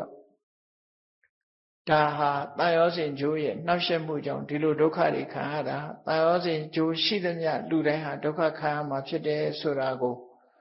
သူ့စိတ်ကိုသူ့ဘဝကိုဒီလိုတန်ရောစဉ်တွေထားနေမယ်ဆိုရင်တန်တရားဝကလွတ်မှာမဟုတ်ဘူးလို့စိတ်အားတွေတင်းပြီးတော့ဝိပဿနာတရားအထုတ်တာသူ့စိတ်ကိုချွန်းနဲ့အုပ်တယ်လို့ဒီလိုရေးတယ်နော်အဲ့ဒါလို့အားထုတ်လိုက်တဲ့အခါမှာသံဃာရခိတမထေရများယဟန္တာဖြစ်သွားအဲ့ဒါလို့ယဟန္တာဖြစ်သွားတဲ့အခါမှာသူနဲ့အတူပါလာတဲ့ကိုတော်ကိုကြည့်အဲ့ဒီကိုတော်ကြတော့တောရကြောင်းလာပြီးသူနဲ့အတူတရားအထုတ်တော်လဲပဲပေါ့နေပေါ့စားနော်ပြောသလိုတောထဲမှာနေတောရဆောက်တည်တယ်ဆိုတဲ့အတိုင်းပဲသူကဒီတရားကိုအချိန်ပြည့်အားထုတ်တာမဟုတ်ဘူးသူကတော့ဆွမ်းခံရလာပြီးပြန်လာဆွမ်းစားတယ်အိတ်တယ်နော်တောထဲမှာပန်းအလှတွေလျှောက်ကြည့်တယ်တိရစ္ဆာန်လေးတွေတွေ့ရင်ကြည့်တယ်လိုက်ပြီးတော့ခုခေတ်ဆိုရင်တော့လေတယ်လီဖုန်းလေးနဲ့နေမှာပေါ့နော်ဖုန်းလေးနဲ့အဲ့ဒီမှာလိုက်ရိုက်နေမှာပဲသိချတယ်ဘယ်လောက်ဆယ်ဗီဆွဲလိုက်မလဲမသိဘူးတောထဲမှာအဲ့ဒါလိုနေမှာပေါ့အဲ့ဒီကိုတော့အဲ့ဒါလိုပဲပေါ့နေပေါ့စားဟိုကိုတော်ကတော့သမင်မာကြီးကိုကြည့်ပြီးတော့ဒီတန်တရားဝကလွတ်ယုံလိုက်တာယဟနာဖြစ်သွားသူနဲ့ဖော်လိုက်လာတဲ့ကိုတော်ကတော့ပေါ့နေပေါ့စားတာတွေ့ရတဲ့အခါမှာသူတငယ်ချင်းသူ့ရဲ့အဖော်ယဟန်ကိုတတိပေးတဲ့အနေနဲ့သူပြောခဲ့တဲ့အမှတ်တရစကားလေးဟာအားလုံးအတွက်တန်ဖိုးကြီးတယ်ပေါ့နော်အဲ့တော့သူပြောခဲ့တဲ့အမှတ်တရစကားဟာသူ့အဖော်ယဟန်ကိုတတိပေးဆုံးမတဲ့စကားလေးပဲဖြစ်တယ်နနုနာယံပရဟိတပရမဟိတအနုကံပိနောရဟောကတောအနုဝိခနေတိသာသနာယထာယံယထာဟယံဝိဟရတိပါကတိန္တရိယောမိခိယထာတရုဏစာတိကဝနေသူပြောချင်တဲ့စကားလေးကဘာတော့ဆိုလို့ရှိရင်အဲ့ဒီကိုတော်ရဲ့အခြေအနေကိုကြည့်ပြီးတော့သူကဘာပြောတော့ဆိုမြတ်စွာဘုရားကိုယ်တိုင်မြတ်စွာဘုရားရဲ့ဂုဏ်ကိုသူထုတ်ဖော်ပြီးတော့ပြောတဲ့နေရာမှာပရမဟိတနုကံပိမြတ်စွာဘုရားဟာတရားတွေကိုအကောင်းဆုံးအကျိုးစီးပွားကိုဖြစ်ထွန်းစေတတ်တယ်အကောင်းဆုံးသောအကျိုးစီးပွားကိုအကျိုးစီးပွားနဲ့တရားတွေကိုဆုံးမသွန်သင်တတ်တယ်ပရမဟိတဆိုတာအကောင်းဆုံးအကျိုးစီးပွားဆိုတာဘာတုံးလို့မေးမယ်ဆိုရင်နိဗ္ဗာန်ကိုရချောင်းဖြစ်တဲ့ဝိပဿနာကျင့်စဉ်တရားပဲဖြစ်တယ်ပေါ့နော်ပရမဟိတလောကမှာပညာတတ်ချင်ရင်ဘာလို့ပညာကြိုးစားရစီးပွားဥစ္စာတိုးတက်ချင်ရင်စီးပွားကြိုးစားရှာရကျမ်းမာခြင်းကျမ်းမာအောင်ခရုစိုက်ရလုံလဝိရိယဆိုတာကြိုးစားအထောက်အဲ့ဒါတွေကဟိတလို့ခေါ်တယ်ဟိတဆိုတာတမန်အပြင်ဟိတတွေကလူဘဝမှာချမ်းသာကြွယ်ဝအောင်ပစ္စည်းဥစ္စာပေါ်အောင်ပညာတတ်အောင်ကျမ်းမာအောင်ဒါတွေကလူတွေအတွက်ဟိတပဲကောင်းကျိုးချမ်းသာတယ်မြတ်စွာဘုရားကအဲ့ဒီဟိတတွေတဲ့တာလွန်တဲ့ဟိတမျိုးပေါ်ပေါက်အောင်ဆုံးမတာဘာတော့ဆိုရင်လူတွေရဲ့တဏ္ဍာမှာဖြစ်နေတဲ့လောဘတွေဒေါသတွေမောဟတွေမာမနတွေအိတ်တာတွေမစ္စရိယတွေဆိုတဲ့အကုသိုလ်စိတ်အညစ်အကြေးတွေကိုကင်းစေတတ်တဲ့နိလန်ဝိပဿနာကျင့်စဉ်တရားသီလကျင့်မှုသမာဓိကျင့်မှုဝိပဿနာကျင့်စဉ်ကျင့်မှုအဲ့ဒါတွေနိလန်ပေးပြီးတော့လူတွေကိုဆုံးမခဲ့တာဖြစ်လို့ပရမဟိတနုကံပြီးလူတွေကိုအကောင်းဆုံးနည်းနဲ့ကျင့်တာတရားသနာထားတော်မူခဲ့တယ်လို့ဆိုလိုတယ်ပေါ့နော်အကောင်းဆုံးသောအကျိုးစီးပွားကိုဖြစ်ထွန်းစေခဲ့တယ်တော့နိဗ္ဗာန်လောက်ကောင်းတဲ့အကျိုးစီးပွားဆိုတာပဲရှိတယ်စီးပွားဥစ္စာပတ်စံပေးတာတာမန်စီးပွားပဲ ပညာတတ်အောင်လုပ်ပေးတယ်တမန်စီးပွားပဲအိမ်မရှိလို့အိမ်ဆောက်ပေးမယ်တမန်စီးပွားပဲဖြစ်တယ်ပေါ့တမန်ကတည်မှုသာဖြစ်တယ်မြတ်စွာဘုရားရဲ့ကတည်မှုကြတော့အိုခြင်းကလည်းလွတ်ကင်းရမယ်နာခြင်းကလည်းလွတ်ကင်းရမယ်သိခြင်းကလည်းလွတ်ကင်းသွားတန်တရားဝဆင်းရဲတွေကလွတ်ကင်းသွားတဲ့နိလန်းနဲ့တရားတွေကိုတနာဆောင်ရှောက်လို့မြတ်စွာဘုရားကိုပရမဟိတနုခံပြီနော်ဒါကြောင့်မို့အကောင်းဆုံးသောအကျိုးစီးပွားဖြင့်တနာတော်မူတတ်တဲ့မြတ်စွာဘုရားရဲ့သာသနာတော်ကိုတဲ့အဆုံးအမတရားတော်တွေကိုဒီကိုယ်တော်ဟာမစင်စားဘူးထင်ပါရဲ့မစင်စားပဲနေပုံရတယ်ပေါ့မြတ်စွာဘုရားကအကောင်းဆုံးနိလန်းတွေဟောပေးထားတာအိုခြင်းဆင်းရဲနာခြင်းဆင်းရဲသိခြင်းဆင်းရဲတို့ကလွတ်ကင်းရာဖြစ်တဲ့လွတ်ကင်းကြောင်းဖြစ်တဲ့ဝိပဿနာကျင့်စဉ်တရားကြီးကိုဟောကြားဆုံးမပေးထားတဲ့အဆုံးအမတွေကိုသူဟာထဲ့ပြီးတော့မစင်စားဘူးဒီလိုအကောင်းဆုံးအခြေအနေတစ်ခုကိုရောက်အောင်သူစ조사ဖို့စိတ်ကူးတဲ့တောင်ထဲ့ဖို့မရဘူးဒါကြောင့်မို့လို့တထာဟယံဝိဟရတိပါကတိတရိယောဒါကြောင့်ဒီကိုယ်တော်ဟာနော်စိတ်လွတ်လက်လွတ်တောထဲမှာနေခြင်းသလိုနေနေတာဖြစ်တယ်ပါကတိတရိယာဆိုတာမျက်စိကိုလည်းမထိန်ချုပ်ဘူးနော်အမြင်ကိစ္စကိုလည်းမထိန်ချုပ်အမြင်ကိုထိန်ချုပ်တယ်ဆိုတာဘာလဲမျက်စိကနေကြည့်ပြီးတော့လောဘမဖြစ်အောင်ဒေါသမဖြစ်အောင်ထိန်ရတယ်နားကအတန်ကြားပြီးလောဘမဖြစ်အောင်ဒေါသမဖြစ်အောင်ထိန်ဒီကိုယ်တော်ကတော့တောထဲမှာအလှပဟူသည်များလိုက်ကြည့်တယ်အလှပတွေစူးစီးတယ်ကြားတွေချင်းသေးတွေနဲ့တွေ့ရင်သူကကြောက်တယ်ဒေါသတွေဖြစ်တယ်နော်အဲ့ဒါလို့ဆိုတော့သူဟာအိန္ဒိယကိုထိန်းချုပ်တာတခုမှမရှိဘူးပဂတိအနေထားတိုင်းအိန္ဒိယပဂတိအနေထားတိုင်းသူဟာခရုမဆိုင်ဘူးလို့သူ့ရဲ့အနေထိုင်ဟာပေါ့ပေါ့နေပေါ့ပေါ့စားအနေထိုင်မျိုးကြီးဖြစ်နေတယ်ဘာနဲ့တူးနေတယ်လဲလို့ဆိုလို့ရှိရင်သူ့ရဲ့နေတာဟာခြုံပုတ်ထဲကသမင်မာကြီးနဲ့အလားတန်တူးနေတယ်သမင်မာကြီးဟာဒီသားငယ်သမီးငယ်တန်ရောစင်နဲ့ပဲသူဟာနေထိုင်ပြီးတော့သူ့ဘဝအရေးကိုဘာမှမစင်စားသလိုပဲသူဟာတန်ရောစင်နဲ့နေထိုင်သလိုဒီကိုယ်တော်ဟာလည်းပဲတန်တရားအရေးတွေကိုဘာတစ်ခုမှမစင်စားပဲနဲ့နေနေတာဟာမြတ်စွာဘုရားရဲ့အဆုံးအမတွေကိုသူဟာထည့်သွင်းပြီးတော့မစင်စားလို့ပဲဖြစ်လိမ့်မယ်နော်အခုလိုတိတ်ဆိတ်ငြိမ်သက်တဲ့တောရကိုရောက်လာတဲ့အခါမှာတတိကြီးစွာထားပြီးတော့ဝိပဿနာတရားကိုကြိုးစားအထောက်ရမယ်အစားသူဟာကြိုးစားအထောက်မှုမရှိဘူးတဲ့ဒီသမင်မကြီးရဲ့စိတ်ထားမျိုးလိုပဲသူဟာတရားအထောက်လို့တဲ့စိတ်မရှိဘဲနဲ့တောထဲမှာပျော်သလိုနေတန်ရောစင်သမိတန်ရောစင်နဲ့ဒီလိုမခွဲနိုင်မခွာနိုင်အနေထားမျိုးနဲ့သူဟာလည်းပဲတောထဲမှာတောတွေတောင်တွေရှုခင်းနေတဲ့ဒါတွေနဲ့ပဲပြောနေတဲ့ပုဂ္ဂိုလ်ဖြစ်တယ်ဒါကြောင့်မို့သူဟာမြတ်စွာဘုရားရဲ့အဆုံးအမကိုခေါင်းထဲမှာထည့်သွင်းစဉ်းစားဖို့မရဘူးဆိုတာလေးကိုတွေးတောပြီးတော့အဲ့ဒီမထေကိုဆုံးမတယ်အဲ့ဒါလို့မနေနဲ့ကိုတော့နေလို့ရှိရင်ဘာမှအကျိုးရမှာမဟုတ်ဘူးမြတ်စွာဘုရားဆုံးမတဲ့အတိုင်းဝိပဿနာတရားကိုကျင့်ကြံကြိုးကိုအထောက်အမှာဖြစ်တယ်ဆိုတာကိုဆုံးမသွန်သင်လိုက်တဲ့အခါမှာအဲ့ဒီကိုယ်တော်ကလည်းတတိတရားရပြီးတော့ဝိပဿနာတရားကိုကြိုးစားအထောက်တဲ့အခါမှာသူလည်းပဲယဟနာဖြစ်ကိုရောက်သွားတယ်တဲ့ဒီဇတ်လန်းလေးကိုအဲ့တော့သံဃာရဂိတမထေမြတ်ရဲ့အမတ်တရစကားဟာအလွန်မြင့်မြတ်တဲ့အကျိုးစီးပွားနဲ့တရားတွေကိုကတင်ဆောင်ရှောက်တော်မူတဲ့မြတ်စွာဘုရားရဲ့အဆုံးအမကို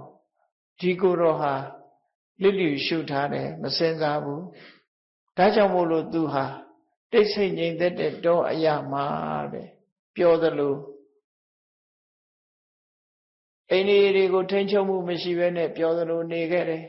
ဟောဒီခြုံပုတ်ထဲကသမင်မာကြီးလိုပဲတောကတွေဖြစ်လိုက်တဏှာတန်ရောစင်တွေဖြစ်လိုက်နဲ့ဒီလိုနေတာလို့အဲ့ဒါလို့ဒီလိုနေမယ်ဆိုရင်တန်တရားတွေကလွတ်မှာမဟုတ်ဘူးလို့တတိပေးဆုံးမခဲ့တာပဲဖြစ်တယ်ဘုန်းကြီးတို့တွေသူ့ရဲ့အမတ်တရားစကားကိုနာယူပြီးတော့သေချာနားထောင်ကြည့်မယ်ဆိုလို့ရှိရင်လည်းတို့တွေဟာလည်းပဲတန်တရားဝကလွတ်အောင် ဝိပဿနာတရားကိုကျင့်ကြံကြိုးကိုအားထုတ်နိုင်ခြင်းမရှိဘူးဆိုလို့ရှိရင်တော့တဏှာထဲမှာအိုခြင်းဆင်းရဲသိခြင်းဆင်းရဲနာခြင်းဆင်းရဲဆိုတာတွေမလွတ်ကင်းတဲ့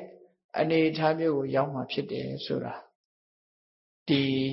မထေမြတ်ရဲ့အဆုံးအမစကားကိုသင်္ကန်းစာအနေနဲ့မှတ်သားကြရမှာဖြစ်တယ်ပေါ့မြတ်ဗုဒ္ဓရဲ့ဆုံးအမအပြည့်အဝလိုက်နာကျင့်ကြံကြိုးကိုအားထုတ်ကြသဖြင့်စိတ်နှလုံးအေးချမ်းမှုပြည့်ဝရသွားကြတယ်မဟာထေမြတ်တွေမိမိတို့ရဲ့ရင်ထဲနှလုံးထဲမှာရှိတဲ့ဓမ္မအတိကနေပြီးဝန္တာပီတိနဲ့ဖြစ်ပေါ်လို့မျက်စုထုတ်ပြောလာတဲ့ဥဒ္ဒန်းစကားတွေအနေနဲ့မတ္တရစကားတွေကိုမိန့်ကြားတော်မူခဲ့ကြတာဖြစ်တယ်သူတို့ရဲ့ဘဝတစ်စီတစ်စောင်းကဲခတ်ကြည့်မယ်ဆိုရင်ဘဝတစ်ခုစတဲ့အခါမှာတမန်ပုဂ္ဂိုလ်တူအနေထားကနေပြီးမင်္ဂနဲ့လမ်းကြောင်းပေါ်ကိုရောက်ရှိလာကြလောကလူသားတွေဟာလူတိုင်းမင်္ဂနဲ့လမ်းကြောင်းကိုရောက်လာကြတာမဟုတ်ဘူးမိမိတို့ဘဝမှာဒါနကောင်းမှုသီလကောင်းမှုဘာဝနာကောင်းမှုဆိုတာတွေမိမိတို့ရဲ့ပတ်ဝန်းကျင်မှာသွန်သင်ပြသဆုံးမတဲ့ဆရာကောင်းသူတော်ကောင်းတွေနဲ့ကြုံတွေ့ကြတဲ့အခါမှာကုသိုလ်ကောင်းမှုပြုခွင့်ရပြီးမင်္ဂနဲ့လမ်းကြောင်းပေါ်ကိုရောက်ကြတာဖြစ်ဒီလိုဘဝမှာသိလို့လောက်တာလည်းရှိတယ်မသိဘဲနဲ့စိတ်နေသဘောထားမိမိရဲ့ဆန္ဒရှိလို့ဝန္တာจิตနှမှုအခြေခံပြီးတော့ကုသိုလ်ကောင်းမှုပြုမိတာလည်းရှိတယ်ဆရာကောင်းသမားကောင်းမိတ်ကောင်းဆွေကောင်းတွေရဲ့သွန်သင်ပြသဆုံးမမှုယုံကြည်လက်ခံပြီးတော့ပြုလုပ်ကြတာလည်းရှိတယ်ဘဝဟာအမှန်မသိသေးလို့ရှိရင်ဘဝခရီးလျှောက်လန်းတာဥပမာမျက်စိနဲ့ကိုယ်အလင်းမရပဲဥဆောင်လမ်းပြမဲ့ပုဂ္ဂိုလ်မရှိဘဲနဲ့ခရီးသွားတဲ့ဒုက္ခိတနဲ့အလားသဏ္ဍာန်တူတယ်လို့ပရိစ္ဆေသမုပ္ပါဒ်ကိုဖွင့်ဆိုတဲ့နေရာမှာအဝိဇ္ဇာပစ္စယသင်္ခါရသစ္စာလေးပါးကိုအမှန်မသိသည့်အတွက်ကြောင့်လုံးတင်တာနဲ့မလုံးတင်တာခွဲခြားမသိလို့မလုံးတင်တာကိုလုံးတင်တာထင်ပြီးတော့လုံးမိတာလည်းရှိလုံးတင်တာကြတော့မလုံးမိဘူးထင်ပြီးတော့ရှောင်ကွင်းမိတာလည်းရှိလုံးတင်တယ်လို့ပညာရှိသူတော်ကောင်းတွေကဆုံးမလို့လုံးတင်လို့လုံးမိတာလည်းရှိမလုံးတင်တာကိုရှောင်မိတာလည်းရှိအဲ့ဒီသဘောမျိုးအဝိဇ္ဇာမခင်းသေးတဲ့ပုဂ္ဂိုလ်တွေဟာဘဝခရီးလျှောက်လန်းတဲ့အခါမှာလမ်းမပေါ်ရောက်တဲ့အခါရောက်တယ်လမ်းမသွားတဲ့အခါသွားတယ်အဲ့ဒီသဘောမျိုးပဲအဝိဇ္ဇာဆိုတာကဖုံးကွယ်ထားသည့်အတွက်ကြောင့်မန္တရားကိုသိရှိခြင်းမရှိသည့်အတွက်လုံးမိလုံးရလုံးလိုက်တာကောင်းတာလုံးမိသွားတဲ့အချိန်မှာကောင်းကျိုးချမ်းသာတွေရလို့မကောင်းတာလုံးမိတဲ့အခါမကောင်းတဲ့အကျိုးတွေကိုရ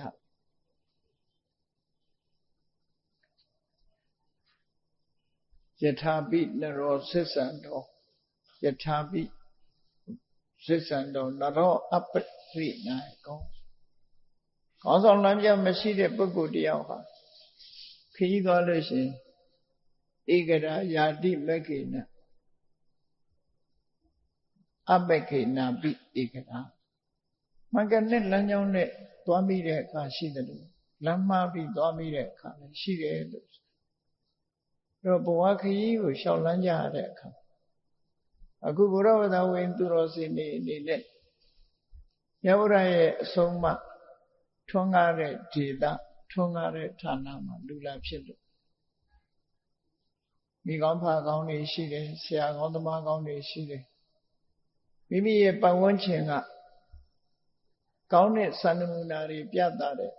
သူတော်စင်သူတော်မြတ်တွေရှိတယ်ဆို အဲ့ဒီပတ်ဝန်းကျင်ရဲ့သူတော်စင်သူတော်မြတ်ဆရာကောင်းသမားကောင်းမိကောင်းဖကောင်းတို့ရဲ့ဆုံးမဩဝါဒရရှိလိုက်တဲ့အခိုက်ကလေးမှာကောင်းတာတွေကိုလုပ်မိကြတယ်ကောင်းတာတွေကိုလုပ်မိလိုက်ရင်မှန်ကန်တဲ့ဘဝလမ်းကြောင်းပုံရောက်လာကြဖြစ်တယ်သူတို့ဖြင့်ဘုရားဘာသာဝင်သူတော်စင်တွေအနေနဲ့မှန်ကန်တဲ့အဆုံးအမတစ်ခုကိုရရှိထားဘာကြောင့်လဲမှန်ကန်တဲ့အဆုံးအမတစ်ခုလို့ပြောရတယ်ဘာကြောင့်မှန်တယ်လို့ပြောရတယ်လဲဆိုမြတ်စွာဘုရားရဲ့အဆုံးအမတရားတော်ဟာညီသူတူတယောက်ကိုမှထိခိုက်နစ်နာစေတာမျိုးမဟုတ်ဘူးအများပေါ်မှာအကျဉ်းနာတို့မေတ္တာတို့နဲ့အပြည့်အဝဆက်ဆံရတဲ့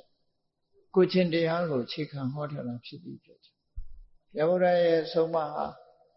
လုံးဝလွဲမှားသွားတာမရှိဘူး။တူတယောက်ကိုသာစေနာစေဆိုတာမျိုးမရှိဘူး။တူညီမြတ်တသောတရားဓမ္မဟောပြောဆုံးမထားတာဖြစ်တယ်။ဘုရားရဲ့အဆုံးအမတိုင်းမှာလိုက်နာကြမယ်ဆိုလို့ရှိရင်စိတ်နှလုံးအေးချမ်းမှုကိုအပြည့်အဝရကြမှာဖြစ်တယ်။ဒါစိတ်နှလုံးအေးချမ်းမှုအပြည့်အဝရဖို့ရအတွက်အဓိကအရေးကြီးဆုံးကတော့မိမိတို့ရဲ့စိတ်နေသဘောထားပဲဖြစ်တယ်။အဲ့ဒီစိတ်နေသဘောထားဟာမေတ္တာလွှမ်းခြုံထားတဲ့စိတ်နေသဘောထားကရုဏာမုဒိတာဥပေက္ခလွှမ်းခြုံနေတဲ့စိတ်နေသဘောထားအထူးသဖြင့်ဗြဟ္မစိုးတရားရဲ့လွှမ်းမိုးထားတဲ့စိတ်နေသဘောထားတွေလုံးဝအမှားမရှိတဲ့စိတ်နေသဘောထားတွေဖြစ်တယ်။မြတ်စွာဘုရားရဲ့လမ်းညွှန်မှုတွေဟာတမန်လောကလူတွေလိုက်နာကျင့်သုံးတာတဲ့ကြောင်းမြန်ဖြစ်နေတာမျိုးလည်းရှိတယ်။နော်ကြောင်းမြန်ဖြစ်နေတယ်။တမန်လူတွေကတော့ဟုတ်ရှိနေမြတ်စွာဘုရားရဲ့ဆုံးမစကားအကောရိဏစိနေကောရံအတ္တတုံသာဓုဏစိနေကတရိယံဒါလေနသစ္စေနာလိကဝါဒိနံလို့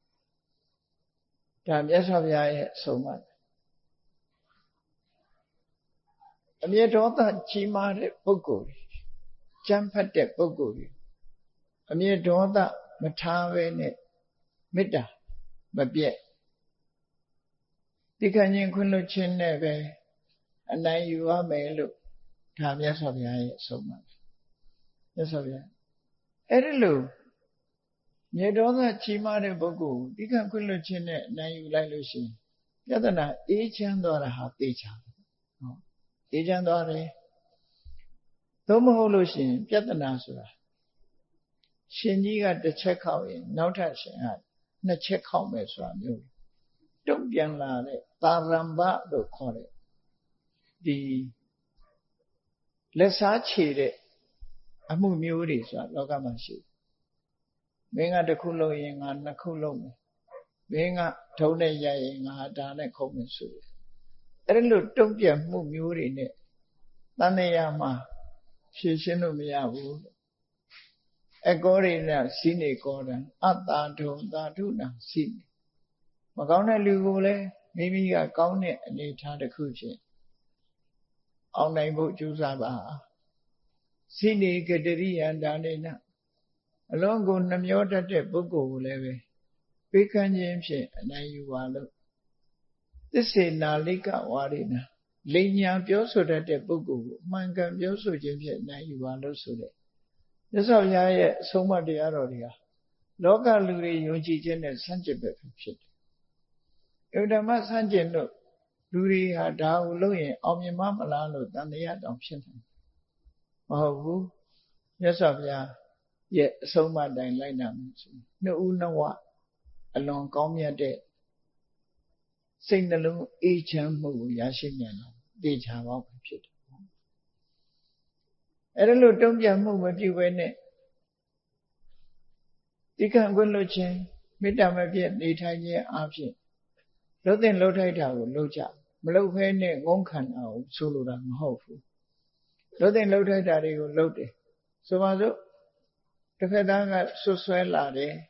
မဟုတ်မတရားတွေပြောလာလို့ရှိရင်မြတ်စွာဘုရားကအေးပြောချင်တာပြောပါစေငုံခံလို့ဒီလိုမပြောဘူးတုံ့ပြန်ဖြေရှင်းချက်ကိုတော့ပေးရသို့တော့အဲ့ဒါလို့မဟုတ်မတရားပြောဆိုတဲ့စကားတွေဟာ9ရက်တက်ပိုမပို နောက်ဆုံးမှာသူတို့ရဲ့ဇေယိတ်နဲ့သူတို့ပဲပြန်ပြီးတော့အလွဲမှားပဲကိုပြန်ရောက်သွားကြတာများတယ်အဲ့တော့မြတ်စွာဘုရားကတုံ့ပြန်ပြောရမယ်လို့ဆိုအဘုဒ္ဓံအဘုဒ္ဓတောနိဗ္ဗေတိတ္တမမှန်မှုဆိုရင်မမှန်တဲ့အကြောင်းရှင်းလင်းဖော်ပြဆွဆွဲတာဆိုလို့ရှိရင်မမှန်ရင်မမှန်တဲ့အကြောင်းအဲ့ဒီလိုမမှန်ကန်တဲ့အကြောင်းပြောလာမယ်ဆိုလို့ရှိရင်ရှင်းရှင်းရမယ်ဆိုတဲ့မြတ်စွာဘုရားဟောကြားတဲ့ဆုံးမတဲ့စကားအင်တမမှတ်သားစရာကောင်းတယ်ဒီသဘောမျိုးပဲဒီနေရာမှာပဲဇမဇာလတုတ်အစပိုင်းမှာဘုရားဘာသာဝင်တို့လိုက်နာဖို့အတွက်မြတ်စွာဘုရားဆုံးမအေးဘုရားတရားတန်ခါယရဏသုံးပါးကိုကဲ့ရဲ့ရှုတ်ချပြည့်တဲ့စကားပြောလာမယ်ဆိုလို့ရှိရင်စိတ်ဆိုးနေနံပါတ်1ကစိတ်ဆိုးနေဘာကြောင့်လဲမင်းတို့စိတ်ဆိုးနေလို့ရှိရင်အမှန်မှန်ကိုသိမှာမဟုတ်ဘူးစိတ်ဆိုးခြင်းဟာကိုယ့်အတွက်ကျင်းတဲ့နှလုံးထဲမှာငြိမ်းချမ်းမှုကိုဆုံးရှုံးစေတတ်တာဖြစ်ကိုယ်တိုင်ကစပြီးကိုယ့်ရဲ့စိတ်နှလုံးအေးချမ်းမှုကဆုံးရှုံးသွားမှာဖြစ်ဒါကြောင့်စိတ်ဆိုးနေလို့ရှိရင်အမှန်မှန်ဝေဖန်ခွဲခြားနိုင်စွာရှိမှာမဟုတ်ဘူးအဲ့ဒီဝေဖန်ခွဲခြားနိုင်စွာမရှိခြင်းဟာလည်းထပ်မံဆုံးရှုံးခြင်းတစ်ခုပဲဖြစ်တယ်ဒါကြောင့်မို့မမှန်ဘူးဆိုရင်မမှန်ဘူးလို့ရှင်းပြရအဘုဒ္ဓတောနိဗ္ဗေတိတ္တဗံဒီကျင့်စဉ်တစ်ခုဟာအဋ္ဌမကဘာကျော်တဲ့မြတ်စွာဘုရားရဲ့တကယ်ငြိမ်းချမ်းတဲ့ကျင့်စဉ်တစ်ခုဖြစ်ဒီကျင့်စဉ်နဲ့ပဲလိုက်နာကျင့်သုံးကြလက်တွေ့ကျင့်သုံးကြရမှာဖြစ်တယ်နော်ဒီနေရာမှာဆုတောင်းလို့ပြောတာမဟုတ်လက်တွေ့ကျင့်သုံးဖို့ပြောနော်ကိုလုံးဝမဲ့အလုပ်ဟာလက်တွေ့ကျင့်သုံးခြင်းသာဖြစ်တခါတစ်ဖက်သားကကိုယ့်ကိုချီးကျူးမြောက်စားပြောလို့ရှိရင်လည်းပဲဒါလည်းအန္တရာယ်တစ်ခုပဲမြတ်စွာဘုရားကကိုယ့်ကိုချီးမွမ်းနေဆိုရင်လည်းချီးမွမ်းလို့ဆိုပြီးပဝေမြင့်ပြီးတော့စိတ်တွေတက်ကြွမောက်မာပြီးမသွားနဲ့တဲ့အဲ့ဒီလိုပဝေမြင့်သွားမယ်ဆိုလို့ရှိရင်သင်တို့ရဲ့ယင်ထဲမှာအန္တရာယ်တစ်ခုဖြစ်လာအမှားမှန်ဆိုတာခွဲခြားသိနိုင်စွာရှိမှာမဟုတ်ဘူးဒါကြောင့်မို့ကိုယ့်ကိုချီးမွမ်းနေတဲ့စကားတစ်ခုဟာသူဟာအမှန်ကန်ချီးမွမ်းတာလားအပူတွေပြောနေတာလားဆိုတာကိုယ့်ကိုသိဆုံးမယ်အဲ့တော့အမှန်ကန်ဆိုလို့ရှိရင်ဘုဒ္ဓံဘုဒ္ဓတော်ပဋိသန္ဓိတ္တမှန်တယ်ဆိုရင်တော့မှန်တဲ့အတိုင်းဝန်ခံလိုက်ဖို့ပဲရှိတယ်ဝမ်းသာနေဖို့မဟုတ်ဘူးလို့အဲ့တော့ဝမ်းသာခြင်းနဲ့စိတ်ဆိုးခြင်းလူတွေဟာလောကဓာတ်နဲ့တွေ့လာလို့ရှိရင်ကျင့်တတ်ခြင်းနဲ့မကျင့်တတ်ခြင်းဆိုတာနှစ်ခုလာမှာပဲကိုယ့်ကိုပြပြောရင်မကျင့်တတ်ဘူးကိုယ့်ကိုချီးမွမ်းရင်ကျင့်တတ်တယ်အဲ့ဒီလိင်္ဒပတန္တကဲ့ရဲ့ခြင်းနဲ့ချီးမွမ်းခြင်းနှစ်ခုလာလို့ရှိရင်လိုက်နာရမယ့်ကျင့်စဉ်တစ်ခုကိုမြတ်စွာဘုရားဟောကြားဆုံးမအဲ့ဒီကျင့်စဉ်ကိုဘုရားဘာသာဝင်တွေဟာမိမိတကိုယ်ဒီစိတ်နှလုံးအေးချမ်းမှုအတွက်လည်းပဲဒီတိုင်းလိုက်နာမိမိတို့ရဲ့ society လူအတိုင်းဝိုင်းကြီးတစ်ခုလုံးငြိမ်းချမ်းမှုနဲ့လူတိုင်းဟာဒီတိုင်းလိုက်နာမယ်ဆိုရင်စိတ်နှလုံးအေးချမ်းမှုနဲ့မှန်ကန်တဲ့လမ်းကြောင်းပေါ်ရောက်မှာသိချာဒါဟာဘုရားအဆုံးအမအစစ်ဖြစ်တယ်ပေါ့နော်ရသော်ဘုရားရဲ့အဆုံးအမဖြစ်တယ်အဲ့ဒါလို့မဟုတ်ဘဲနဲ့အကောစီမံအဝတိမံဇိနိမံအဟာတိမေဒီကောင်ငါဆဲသွားတယ်ငါ့ကိုဆဲတယ်ငါ့ကိုရိုက်နေတယ်ပုတ်ခတ်တယ်ငါ့ကိုအနိုင်ကျင့်တယ်အဲ့ဒါတွေကိုစိတ်ထဲမှာတင်းမှတ်ထားပြီးတော့လက်စားချေဖို့ကြိုးစားမဲ့ဆိုရင်ဘယ်တော့မှမဆုံးနိုင်တဲ့ကြံမွဲကြီးပဲဖြစ်မှာဖြစ်ငြိမ်းချမ်းမှုဆိုတာရမှာမဟုတ်ဘူးငြိမ်းချမ်းမှုရဖို့ဆူတောင်းနေကြလည်းမလိုဘူးလက်တွေ့ကျင့်သုံးမှုဟာအဓိကကြတယ်လို့သူဆိုဒါမြတ်စွာဘုရားရဲ့အဆုံးအမတရားအဲ့ဒါတွေကိုတတိထားပြီးတော့မိမိတို့ကိုယ်တွေ့လိုက်နာကျင့် ဘယ်ကနေစလိုက်နာကျင့်သုံးမလဲလို့ဆိုလို့မိမိတို့ရဲ့လူမှုအတိုင်းဝိုင်းထဲမှာလူ society ထဲမှာ family လို့ခေါ်တဲ့မိသားစုတစ်ခုအသေးဆုံး society လေးတစ်ခုနော်ကိုမိသားစုထဲမှာ3ယောက်ရှိရင်3ယောက်4ယောက်ရှိရင်4ယောက်အဲ့ဒီမိသားစု family society လေးကိုကြည့်အဲ့ဒီမိသားစုလေးတဦးနဲ့တဦးဆက်ဆံရေးကစပြီးလေ့ကျင့်ပြီးတော့ကြည့်မြတ်စွာဘုရားရဲ့အဆုံးအမတိုင်းတို့တွေလိုက်နာမယ်အဲ့ဒီမဲ့မိသားစုလေးတစ်ခုမှာဆိုရင်အမေလို့သူရှိတယ်အဖေလို့သူရှိတယ်သားရှိမယ်သမီးရှိမယ်ဆိုပါစို့ဆိုင်ရာမိဘနဲ့သားသမီးဆက်ဆံရေးမှန်ကန်တဲ့ဆက်ဆံရေးနဲ့ဆက်ဆံပြီးတော့မိဘကလည်းသားသမီးပေါ်မှာစိတ်နေသဘောထားမှန်ကန်ဖို့သားသမီးကလည်းမိဘပေါ်မှာစိတ်နေသဘောထားမှန်ကန်ဖို့ညီကိုမောင်နှမအချင်းချင်းနဲ့စိတ်နေသဘောထားမှန်ကန်ဖို့အိမ်တော်ဘက်အချင်းချင်းမိဘနှစ်ဦးကလည်းစိတ်နေသဘောထားမှန်ကန်ပြီးတော့မြတ်စွာဘုရားရဲ့အဆုံးအမတရားအတိုင်းလိုက်နာမယ်ဆိုရင်ပြဿနာတက်เสียတခုမှမရှိဘူးပြဿနာတက်တာဟာမြတ်စွာဘုရားရဲ့အဆုံးအမတိုင်းမလိုက်နာနိုင်လို့သာပြဿနာတက်တာဖြစ်တယ်ပေါ့မေတ္တာကရုဏာမုဒိတာဥပေက္ခလို့ခေါ်တဲ့အကျိုးစီးပွားကိုလိုလားတဲ့မေတ္တာကိုအခြေခံပြီးကိုယ်မိသားစုလေးကစပြီးငြိမ်းချမ်းအောင်ကိုယ်မိသားစုလေးကစပြီးငြိမ်းချမ်းရအောင်ကြိုးစားအောင်ဖြစ်တယ်မိသားစုတိုင်းငြိမ်းချမ်းသွားပြီဆိုရင်အဲ့ဒီမိသားစုတွေစုပေါင်းနေတဲ့ရပ်ကွက်ကြီးဟာငြိမ်းချမ်းမှာအဲ့ဒီမိသားစုတွေ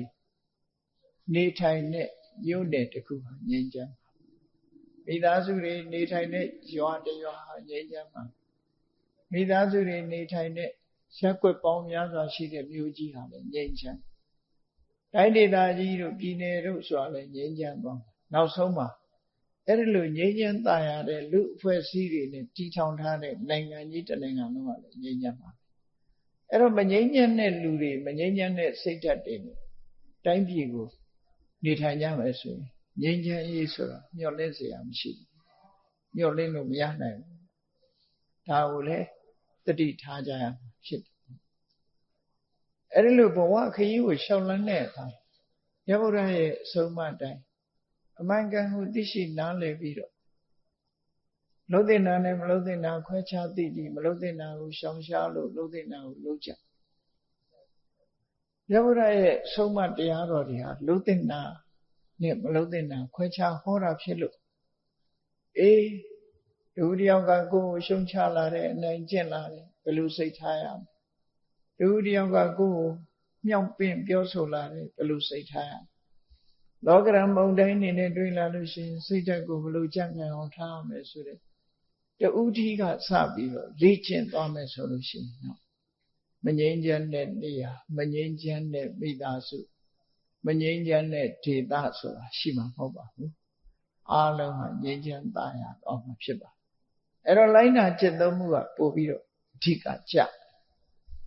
မြတ်စွာဘုရားရဲ့အဆုံးအမတိုင်းလိုက်နာจิตသုံးကြမှာဆူတောင်းနေလို့နဲ့ဘာတစ်ခုမှဖြစ်မှာမဟုတ်ဘူးဒါတော့ထင်ရှားတယ်ဆူတောင်းနေုံနဲ့ဘာတစ်ခုမှမဖြစ်ဘူးဆူတောင်းနေဆိုတာတူနဲ့တူဘယ်သူမှဒီတာကြမှာမြတ်စွာဘုရားကိုယ်တိုင်ကိုယ်ကဟောထားတာရှိပါငြိမ်းချမ်းခြင်းလို့ရှိရင်ငြိမ်းချမ်းစေတတ်တဲ့အကျင့်ကိုကျင့်ပါဆူတောင်းနေလို့တော့မရမှာမဟုတ်ဘူးတူနဲ့တူအစဉ်ပြေစေခြင်းအစဉ်ပြေတဲ့နိလန်းကိုကျင့်သုံးပါဆူတောင်းနေုံနဲ့တော့ဘာမှရမှာမဟုတ်ဘူးမြတ်စွာဘုရားကိုယ်တိုင်ကအသက်ရှိခြင်းသလားအသက်ရှိခြင်းအသက်ရှိကြောင်းအကျင့်ကိုကျင့်ပါအသက်ရှိကြောင်းလမ်းစဉ်ကိုလိုက်နာစီးပွားဥစ္စာတိုးတက်ခြင်းသလားစီးပွားဥစ္စာတိုးတက်ကြောင်းအကျင့်ကိုလုပ်ပါအဲ့ဒီလိုမဟုတ်ဘဲနဲ့စီးပွားဥစ္စာတိုးတက်ပြရစေဖះရှိသွားနဘူးနဆာလုပ်နော်အဲ့ဒီလိုလုပ်လို့တော့ဘာမှရမှာမဟုတ်ဘူး စီးပွားတိုးတက်ခြင်းအကြောင်းကဘာလို့ကြိုးစားရမှာကိုယ်တိုင်ကြိုးစားကိုယ်တိုင်နည်းပညာတွေနဲ့ကျွမ်းကျင်မှုတွေနဲ့လုံးလုံးဝိရိယထုတ်ပြီးကြိုးစားအထောက်ရမယ်ကိစ္စဘယ်ကိစ္စပဲဖြစ်ဖြစ်အလုပ်လုပ်ခြင်းဟာဒါပဲအဓိကကြအဲ့ဒါတွေကိုသတိထားပြီးတော့အမှားပေါ်အမှားထပ်ပြီးတော့မဆင့်စေဖို့အမှားကိုအမှန်တရားနဲ့ဖယ်ရှားပစ်ပြီးအမှန်တရားမှန်တဲ့လမ်းကြောင်းကနေလိုက်မှသာလေမိမိတို့လိုချင်တဲ့ပန်းနိုင်မှုရောက်မှာဖြစ်တယ်အဲ့ဒါလိုမဟုတ်ဘူးဆိုလို့ရှိရင်မှားရင်းတဲ့လမ်းစဉ်ထပ်ဆင့်ပြီးတော့မှားမယ်ဆိုရင်အမှားပေါ်အမှားဆင့်လို့ရှိရင်အမှန်တရားဟာပျောက်ကွယ်သွားဖို့ပဲရှိတယ်ပေါ့အေးမြတ်ဗုဒ္ဓရဲ့အဆုံးအမတရားတော်တွေဟာဒီကနေ့ခေတ်မြန်မာနိုင်ငံမှာထင်ရှားပြီးတော့အလွယ်တကူဖတ်ရှုလေ့လာနိုင်တဲ့အနေအထားမျိုးကြားနာနိုင်တဲ့မှတ်သားနိုင်တဲ့အနေအထားမျိုးပဲရှိတယ်ကျင့်သုံးဖို့ပဲလိုအပ်တယ်ဆိုဤစနစ်တွေကအလုံးရှိတယ်လိုက်နာကျင့်သုံးဖို့ပဲလိုအပ်တယ်လို့ဆိုတာတတိထားကြဖို့ပေါ့နော်မြတ်ဗုဒ္ဓရဲ့တပည့်တာဝကတွေဟာဘုရားဟောတဲ့အတိုင်းမိမိတို့ရဲ့တကူရီတကာယစိတ်နှလုံးအေးချမ်းမှုကျင့်စဉ်တွေကိုအပြည့်အဝကျင့်သွားကြသည့်အတွက်ကြောင့်စိတ်နှလုံးအေးချမ်းမှုကိုအပြည့်အဝရရှိသွားကြတာဖြစ်တယ်။ဘုန်းကြီးတို့တွေအပြည့်အဝမကျင့်သုံးနိုင်သည့်အတွက်ကြောင့်စိတ်နှလုံးပူလောင်မှုတွေနဲ့ကြုံတွေ့နေကြတော့မယ်။မြတ်စွာဘုရားကအမခံပေးထားတယ်။ဟောဒီလမ်းကြောင်းကရှောက်ဒီလမ်းကြောင်းဟာသောကပရိဒေဝတွေကိုကျော်လွှားဖို့အတွက်တခုတည်းသောလမ်းကြောင်းဖြစ်တယ်။ကိုယ်ဆင်းရဲခြင်းစိတ်ဆင်းရဲခြင်းဆိုတာတွေချုပ်ငြိမ်းသွားဖို့တခုတည်းသောလမ်းကြောင်းဖြစ်တယ်လို့မဟာသတိပဋ္ဌာန်သုတ်တံမှာဒီတိုင်းပဲဟောတာသောကပရိဒေဝနံသမတိကမာယဒုက္ခဒေါမနတနံအထင်ကမာယဆို